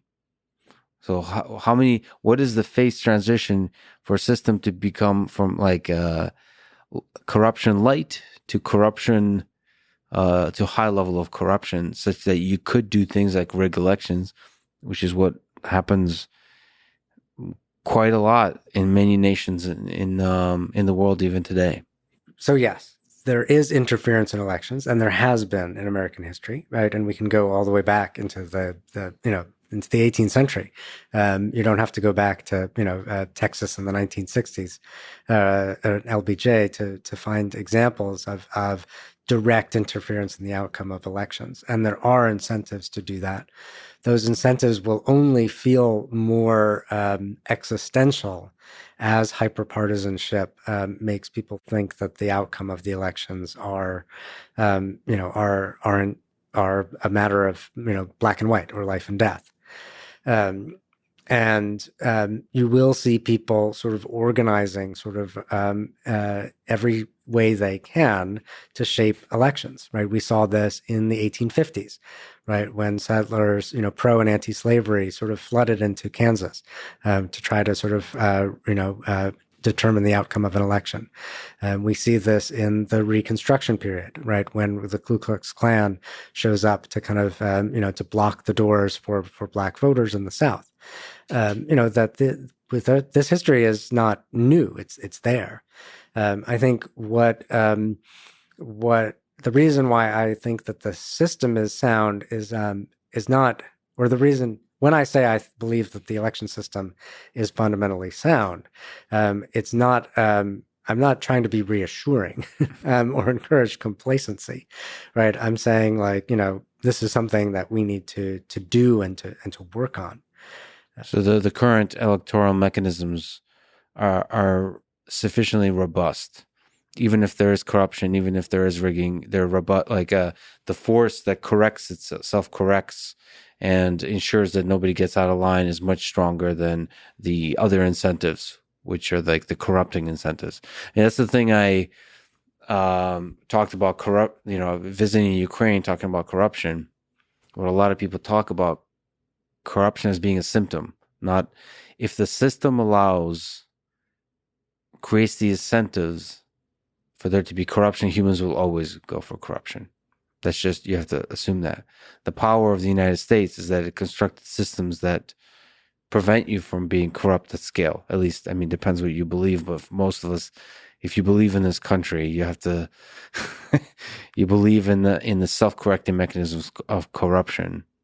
That even if that desire is in the human heart, the system resists it, prevents it. That's your current belief. Yes, as of today. But Yeah. I do think that those, that will require oversight by institutions, ideally ones that are insulated as much as possible from partisan politics, which is very difficult right now. Yes. And it will require the demands of the American people that they want these elections to be fair and secure, and that means being willing to lose them, regardless of which party you're in favor of. So, what do you think about the power of the media to create partisanship? I'm really worried that there's a huge incentive. Speaking of incentives, to divide the country. In the media and the politicians, I'm not sure where it originates, but it feels like it's the media.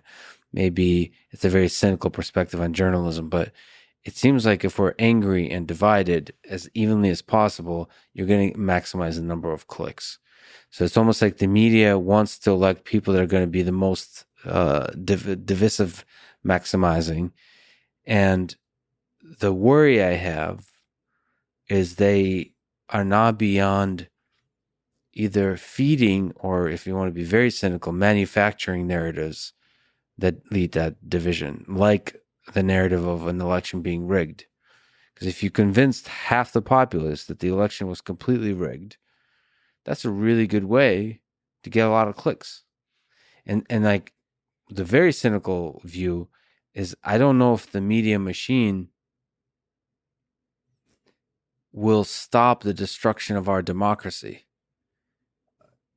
in service of getting more clicks.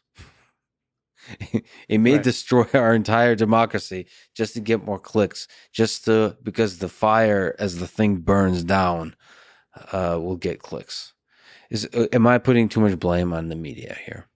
Um, the machine of it. you're diagnosing the incentive structure, you're depicting that with 100% accuracy. But I think history teaches that you might be giving the media too much sort of causal power. That the American people are smarter than the media that they consume, right? And even today, we know that, right? People who consume, even people who consume just Fox or just MSNBC, know what they're consuming, right? So I don't think that media will be the solution. And I certainly don't think that returning to a media structure of the mid 20th century with three news channels that all tell us one story is that's no golden age that we're trying to get back to, uh, for sure. Well, there is a novel thing in human history, which is Twitter and social media and so on. So we're trying to find our footing as a nation to figure out how to think about politics, how to maintain our basic freedoms, our sense of democracy, of our interaction with government, and so on this new medium of social media. Do you think Twitter? How do you think Twitter changed things? Do you think Twitter is good for democracy? Do you think it has changed what it means to be an American citizen? Or is it just the same old media mechanism? It has not changed what it means to be an American citizen. It may have changed the day to day sound of being, and the experience of it. It got noisier, it got louder, and it got more decentered. I think Twitter it's paradoxical. On the one hand, it is a fundamentally democratic platform, right? And in some ways, it democratizes institutions that that had gatekeepers and authority figures for a very long time. But on the other hand, it's not a democratic institution at all. It's a for-profit corporation, and it operates under those principles. And so, that said, it's is an institution of American and global life, that the people of the United States have the authority to regulate or reshape as they see fit, both that and other major media players.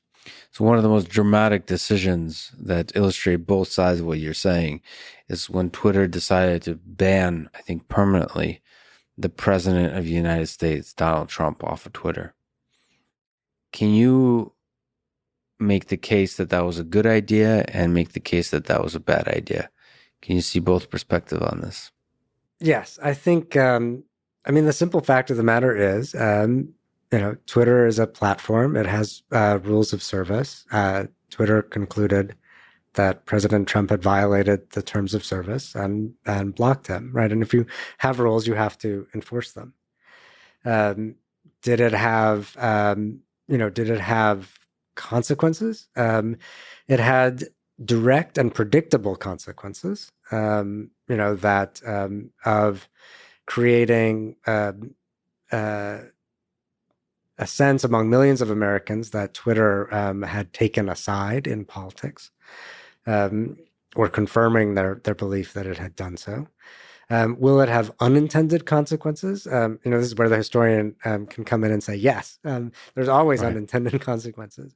And we don't know, sort of what it would mean for political figures to be excluded from various media platforms under these notions, right, of that they had violated terms of service, et cetera. So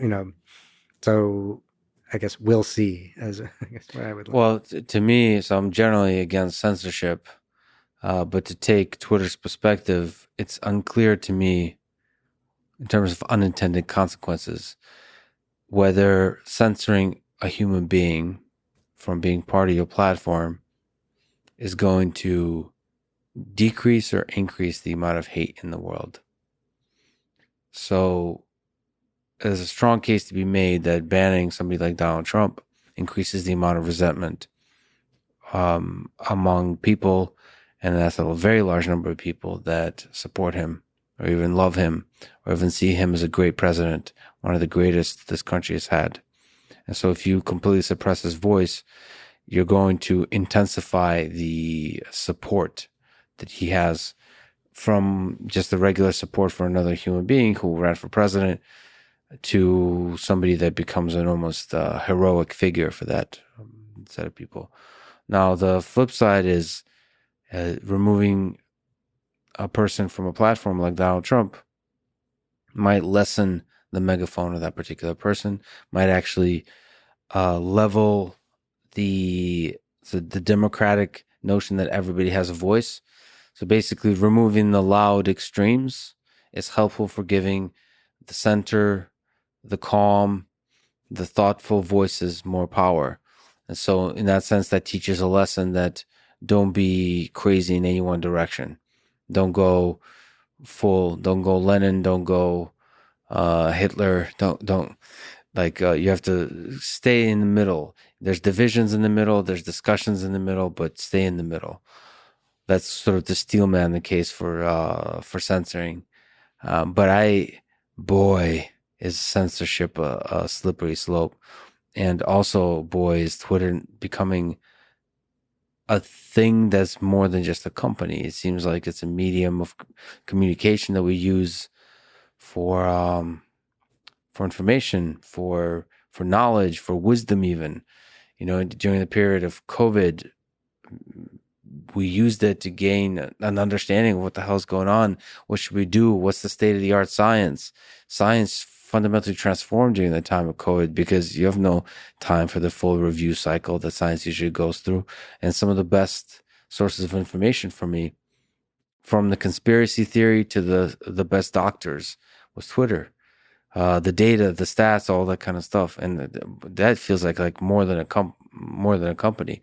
And then Twitter and YouTube and different places took a really strong stance on COVID, which is the lazy stance, in my opinion, which is we're going to listen to whatever CDC or the institutions have said. But the reality is, you're an institution of your own now. You're kind of the press. You're like it's a really difficult position. It's a really, really difficult position to take.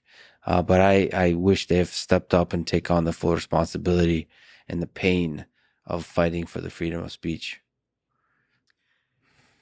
Yes, they need to do that. But I'm struck by some of the things that you said, ways in which Twitter has the power to shape the conversation. And I don't think in a democratic society, democratic polities should cede that power to for-profit companies. Do you agree that it's possible that Twitter has that power currently? Do you sense that it has that power? Because my sense is Twitter has the power to start wars, like tweets have the power to start wars, to change the direction of elections. Maybe in the sense, in the ways in which a wave has the power to wash away sand, right? It's still the medium, right? It's not in itself an actor. It's how actors use the platform, which requires us to scrutinize the structure of the platform and access to it. Unfortunately, it's not. Maybe it's similar to the wave. It's not just a medium. It's a medium plus. It's a medium that enables virality. Mm-hmm. That benefits from virality of engagement. And that means singular voices can have a disproportionate impact. Like not even voices, singular ideas, dramatic ideas can have a disproportionate impact. And so that actually threatens, it's almost like, I don't know what the equivalent is in nature, but it's a wave that can grow exponentially because of the intensity of the initial intensity of the wave. I don't know how to describe that as a dynamical system, but it feels like there is a responsibility there not to accelerate voices just because they get a lot of engagement. You have to have a proportional representation of that voice. But you're saying that a strong democracy should be robust to that? A strong democracy can and should and will be. I mean, I think the other thing a historian will tell you about Twitter is that this too shall pass, right? Yeah. But I do think the structures of the platform, of the algorithm, of this and other major players are eligible for scrutiny by democratic institutions. So, in preparing to teach the course, the history of American presidential elections leading up to the 2024 elections. So, one of the lessons of history is this too shall pass. So, don't make everything about this is going to either save or destroy our nation. That seems to be like the message of every single election. As I'm doing Trump hands. Do you think Donald Trump, what do you think about the 2024 election? Do you think Donald Trump runs? Do you think the tension will grow? Or was that a singular moment? Do you think it'll be like AOC versus Trump or whoever, whatever the most drama maximizing thing, or will things stabilize? I think I can. Historians don't like to predict the future, but I can predict this one, that it will not be a calm and stabilized election. I think as of the time that we're talking in 2022, there are too many sort of open questions, particularly about whether Joe Biden will run for re-election. He says he will, but the jury, I think, is out on that. I can't predict whether Donald Trump will run for election or not. I think we do know that President Trump doesn't like to start things he can't win, and if the polling data suggests that he's not a credible candidate, he might be reluctant to enter the race, and might find more appealing the kind of sideline kind of kingmaker role that he's been crafting since he left the White House. I think there are plenty of people who are dreaming that there's some sort of centrist candidate, whether it's a conservative Democrat or a liberal Republican who will, save us from all of this, either within a party or in a third party run. I don't think that's likely. Why aren't we getting them? Why don't you think it's likely? What's the explanation? There seems to be a general hunger for a person like this. You would, but the system sorts it out, right? That the primary systems and the party, party candidate selection systems, will favor sort of more partisan views, right? More conservative Republicans, more liberal Democrats, as the kind of center candidates. It seems like the system prefers mediocre mediocre leaders, mediocre partisan leaders. If I to take a cynical look, but maybe I'm romanticizing the leaders of the past, and maybe I'm just remembering the great leaders of the past. And I can assure you, there's plenty of mediocre partisans in the 19th century. Okay, and the 20th. Well, let me ask you about platforming. Do you think Donald? It's the Twitter question, but I was torn about whether to talk to Donald Trump on this podcast. As a historian, what would you advise? I think, this is a difficult question, right? For historians who want, to make sure that they know sort of what Americans are thinking and talking about, for centuries later. So one of the things that, at least my understanding is that when President Trump was banned from Twitter, his account was also deleted. And that is one of the most valuable sources that historians will use to understand the era. And parts of it were sort of, archived and reconstructed. But in that sense, I think that is also a real loss to the historical record. I think that your podcast shows you'll talk to anyone. So I'm here, right? So, right. I'm not in the business of saying don't talk to me. That's one of the difficult things when I think about Hitler. I think Hitler, Stalin. I don't know if World War I quite has the same intensity of controversial leaders. But one of the sad things from a historian perspective is how few interviews Hitler has given or Stalin has given. Mm-hmm. And that's such a difficult thing because it's obvious that talking to Donald Trump, that talking to Xi Jinping, talking to Putin is really valuable from a historical perspective to understand. But then you think about the momentary impact of such a conversation and you think, well, depending on how the conversation goes, you can steer or flame, what is it, feed the flame of war or conflict or abuses of power and things like this. And that's, I think, the tension between the journalist and the historian. Mm-hmm. Because when journalists interview dictators, for example, one of the things that strikes me is they're often very critical of the dictator. They're like they're basically attacking them in front of their face, as opposed to trying to understand. Because what I perceive they're doing is they're signaling to the other journalists that they're on the right side of history, kind of thing. But that's not very productive, and it's also why the dictators and leaders often don't do those interviews. It's not productive to understanding who the human being is. To understand, you have to empathize. Because few people, I think, few leaders do something from a place of malevolence. I think they really do think they're doing good. And not even for themselves, not even for selfish reasons. I think they're doing great they're doing the right thing for their country or for whoever the group they're leading. And to understand that, you have to, and by the way, a large percent of the country often supports them. I bet if you legitimately poll people in North Korea, they will believe that their leader is doing the right thing for their country. And so to understand that, you have to empathize. So that's the tension of the journalist, I think, and the historian, because obviously the historian doesn't care. They really want to, they care obviously deeply, but they know that history requires deep understanding of the human being in the full context.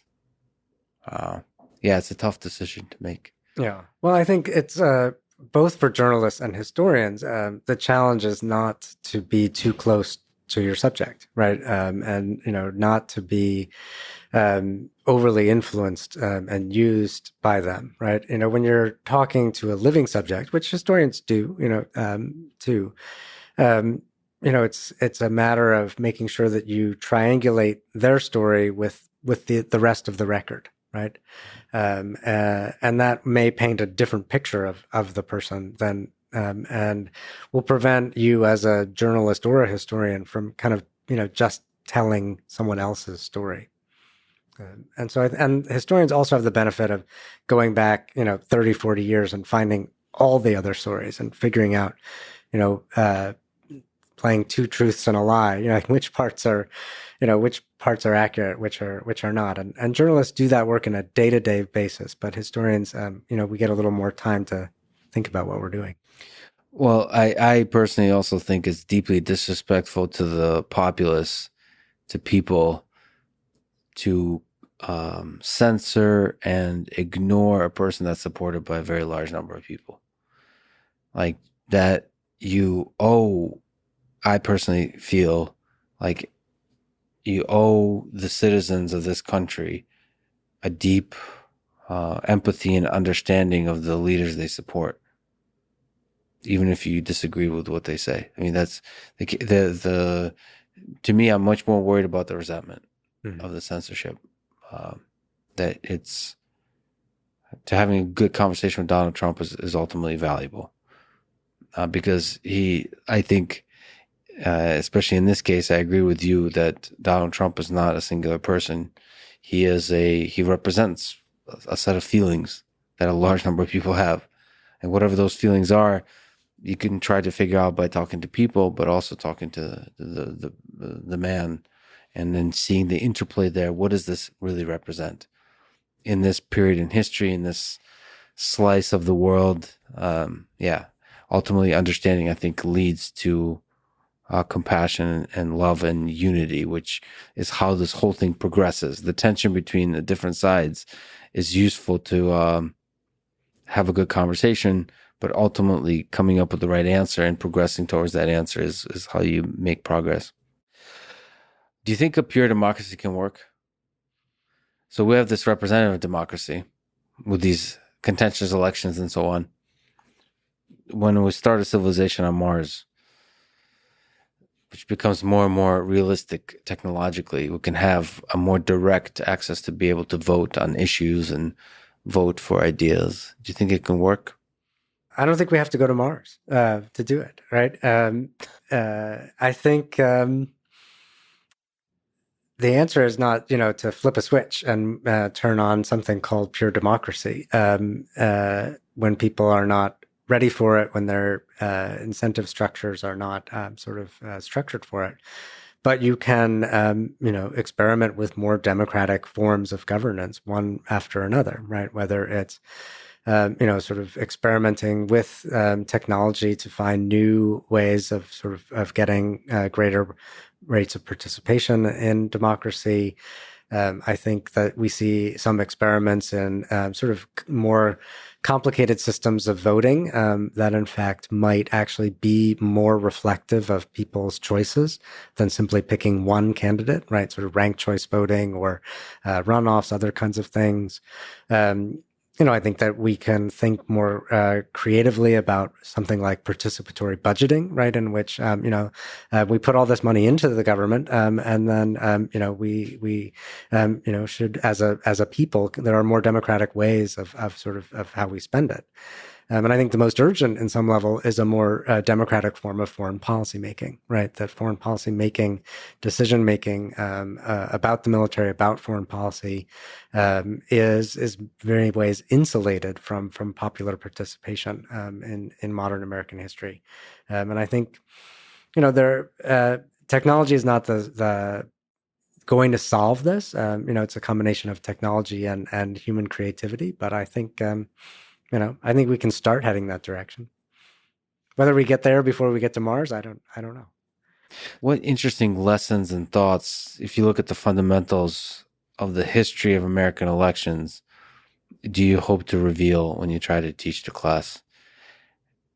And how will those fundamentals be met by the students that receive that wisdom? So what do you think about this dance? Especially such an interesting idea. And I hope you do go through with this kind of idea, is look at the history while the next one is happening. Yes. I think, it's worth remembering, right, that the students who are typical American student who's in college right now, right, has lived their entire life after the election of 2000 and Bush v. Gore.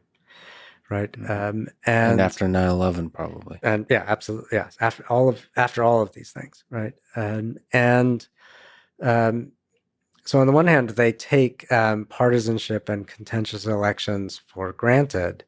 They don't, I think, share, some vision that things were, things used to be different, right? They don't remember a world that had like lots of moderate Democrats and liberal Republicans and, running around in it.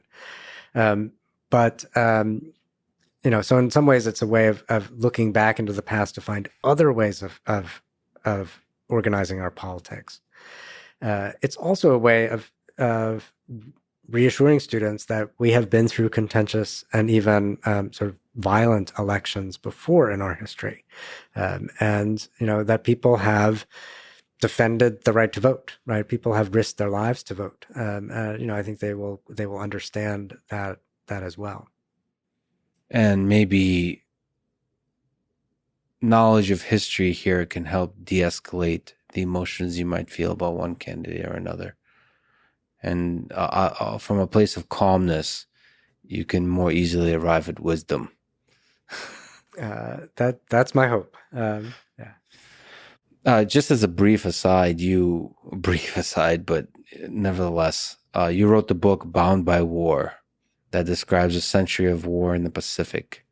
So, looking at this slice of geography and power, so most crucially through the partnership between the United States and the Philippines, can you tell some aspect of the story that is often perhaps not considered when you start to look more at the geopolitics of Europe and Soviet Union and the United States? How did the war in the Pacific define the 20th century? Yeah, I came to this book, Bound by War, from a sense that that our stories were too lopsided toward Europe, right? That American history, when viewed from the Pacific, specifically in the 20th century, helps us understand American power in some new ways, right? Not only American projection of power into Asia, right, but also the ways in which American power affected people in Asia, right? Either as in places like the Philippines, where the United States had a colony for almost 50 years, or Asian Americans, people who had migrated or their descendants in the United States, and those linkages between the United States and Asia, particularly the U.S.-Philippine connection, I think were something that needed to be traced across the 20th century, because it's a way, kind of a new way of seeing American power, from a different angle. You see it in that way. What are some aspects that define America from when you take the perspective of the Pacific? Yeah. What military conflict and the asymmetry of power there? Right. So I start in 1898, with the U.S. invasion of the Philippines, its conquest and annexation. And I think in many ways, this is a defining conflict of the 20th century that's often completely overlooked or described, I think incorrectly, as merely a war with Spain, right? That the war in the Philippines is our first extended overseas conflict, our first conflict in what would come to be called the developing world or third world. It's a form of counterinsurgency. This is the U.S. Army sort of learning lessons that are then repeated again in the Second World War, in Korea, Vietnam, and even after 9/11. Is the Philippines our friends or enemies in this history? Well, that's the interesting part, right? Is that the book focuses in particular on Filipinos who fight with the Americans, who fought, sort of in the U.S. Army and Navy over the course of the 20th century, and they are in a fundamentally ironic position, right? They are from the Philippines and they're fighting for the United States, which is the colonial power occupying their country. And I think that irony persists, right? So if you look at sort of polling data where they ask people all around the world, do you think positively or negatively about the United States? That the highest responses are from the Philippines, right? Filipinos view the United States more favorably than people from any other country in the world, including America, right? That they're think more favorably of Americans than Americans do. And so, sort of unpacking that irony is part of what I'm trying to get at in the book. What was the people power revolution and what lessons can we learn from it? You kind of assign an important, a large value to it in terms of what we can learn for the American project. Yeah. So in 1986, the president of the Philippines, Ferdinand Marcos, is overthrown by a popular revolution known as People Power, in the wake of a contested and probably almost certainly rigged election that sort of kind of confirms his rule. When that is overturned through sort of mass movements in the Philippines, it's also sort of confirmed in many ways by the reluctance of the United States to intervene to prop up a Cold War ally. Ferdinand Marcos had supported American policy throughout his administration. The Reagan administration, Ronald Reagan's president at the time, basically chooses not to support him. That's a personally wrenching decision for Reagan himself, but he's being shaped in many ways by the emerging voices of neoconservative political sort of foreign policy voices, in particular Paul Wolfowitz in the State Department and others who see sort of movements for democracy and democratization that then kind of take fire in the late 20th century in Latin America, in South Korea, in Eastern Europe, and all around the world until it hits the wall in Tiananmen Square in June 1989. What's that wall? Uh, What's the wall? What's the wall? What do you mean by it hits the wall? So there are, there are global movements for democratization, for opening up, throughout the world, starting in the 1980s, and obviously they continue in Eastern Europe with the fall of the Berlin Wall in 1989.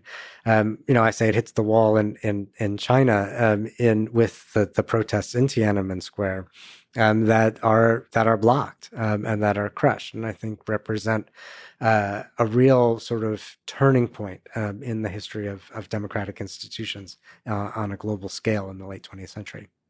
So there's some places where the fight for freedom will work, and some places not, and that's the kind of lesson from the 20th to take forward to the 21st century. No, I think the lesson is maybe one that we talked about earlier, that there's this dynamic dance between leaders, whether totalitarian leaders or leaders of democratic movements, and the people that they're leading. And sometimes it works, and sometimes it doesn't. Let me ask a big ridiculous question, because we talked about sort of presidential elections. Now, this is objectively, definitively, you have to answer one person. Who's the greatest president in American history? Oh, that's easy. Yeah. Abraham Lincoln. Is that easy? Not George Washington? Washington had had the statesman qualities. He understood his power as the first president. Also relinquished power? He was willing to relinquish power. But Lincoln has the combination of personal leadership, a fundamental moral character, and just the ability to kind of to fight the fight of politics, to play the game of it, to get where he's going, to play the short game and the long game, to kind of make to work with his enemies, to block them when he had to, and he gets the United States through the Civil War. So you got to give him some credit for that. And it's pretty good at making speeches. Obviously it helps that he's a remarkable speaker, and able to convey those kinds of visions. But he is first and foremost a politician, and probably the best one we have. Both at getting elected and at ruling. In some ways, better at the doing than at the getting elected, right? That he, the election of 1860 it's just a hot mess, that could have worked out many different ways. And even the election of 1864, when we have a presidential election in the middle of a civil war, it was not a foregone conclusion that Lincoln would be reelected. So both times he sort of, he's not a master campaigner by any means, but he was a master politician as a governor. Do we have leaders like that today?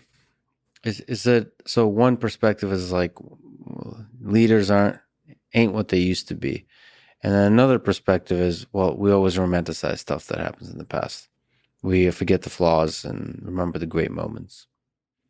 Yeah, both of those things are true, right? On the one hand, we are not surrounded by people of Lincoln's caliber right now.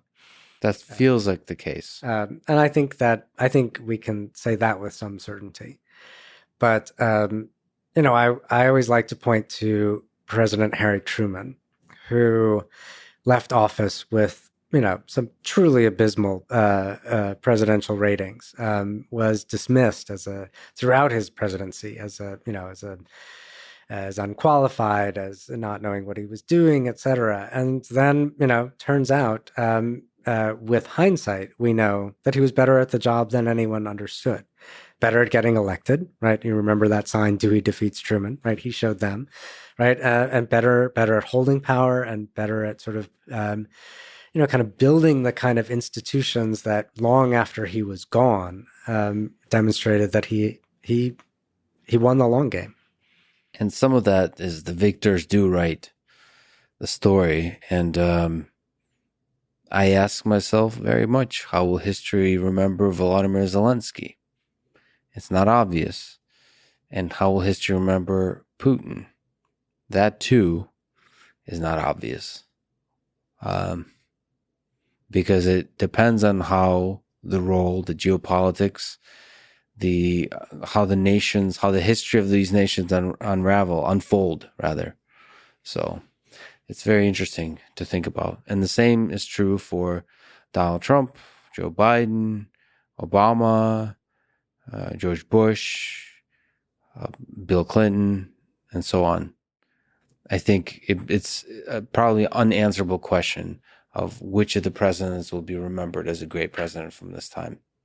You can make all kinds of cases for all kinds of people, and they do, but it's unclear. It's fascinating to think about when the robots finally take over, which of the humans they will appreciate the most. Let me ask for advice. Do you have advice for young folks as they because you mentioned the folks you're teaching, they don't know what it's like to have waited on the internet for the thing to load up. For every single web page is suffering. They don't know what it's like to not have the internet and have a dial phone that goes and then the joy of getting angry at somebody and hanging up with a physical phone. They don't know any of that. So for those young folks that look at the contentious elections, that look at our contentious world, our divided world, what advice would you give them of how to have a career they can be proud of? Let's say they're in college or in high school, and how to have a life they can be proud of.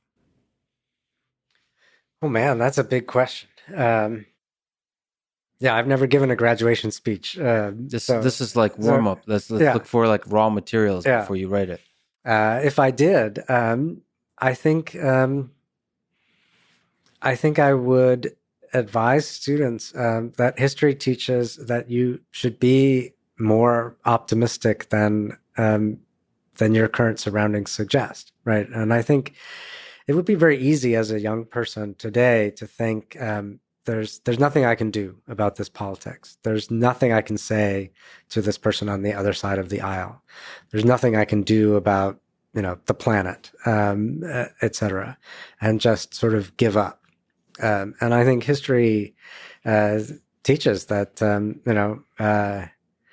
we don't know who the winners and losers are in the long run, but we know that the people who give up are always the losers, right? So don't give in to cynicism or Yeah, apathy. yeah, Optimism paves the way. yeah. Because human beings are deeply resilient and creative, even under far more difficult circumstances than we face right now. Well, let me ask a question that you don't even need to, that you wouldn't even dare cover in your graduation commencement speech. What's the meaning of life? Why are we here? This whole project that history studies and analyzes as if there's a point to the whole thing. What is the point? Mm. All the wars, all the presidents, all the struggles to discover what it means to be human, or reach for a higher ideal. Why? Why do you think we're here? Mm. I think this is where there is often a handoff from the historian to the clergy, Yes. right? But in the end, it's there's less distance between the two than you think, right? That, if you think about some of the kind of answers to that question, what is the meaning of life, that are given from religious traditions, often they have a fundamentally historical core, right? It's about, unifying the past and the present in some other, non-earthly sort of dimension.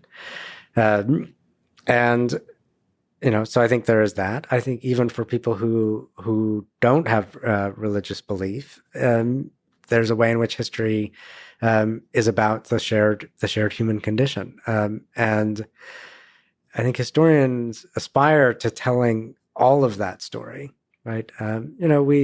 We drill down on the miseries of war and depressions and so forth, but the story is not complete without blueberries and butterflies and all the rest that go with it. So both the humbling and the inspiring aspect that you get by looking back at human history that we're in this together. Christopher, this is a huge honor. This is an amazing conversation. Thank you for taking us back to a war that not often discussed, but in many ways defined the 20th century and then the century we are in today, which is the First World War. The war that was supposed to end all wars, but instead defined the future wars and defines our struggle to try to avoid World War III. So it's a huge honor you would talk with me today. This is amazing. Thank you so much. Thank you. Thanks for listening to this conversation with Christopher Capozzola. To support this podcast, please check out our sponsors in the description. And now, let me leave you with some words from Woodrow Wilson in 1917 about World War I that haunted the rest of the 20th century. This is a war to end all wars. George Santayana, a Spanish-American philosopher, responded to this quote in 1922 by saying, "Only the dead have seen the end of war." Thank you for listening. I hope to see you next time.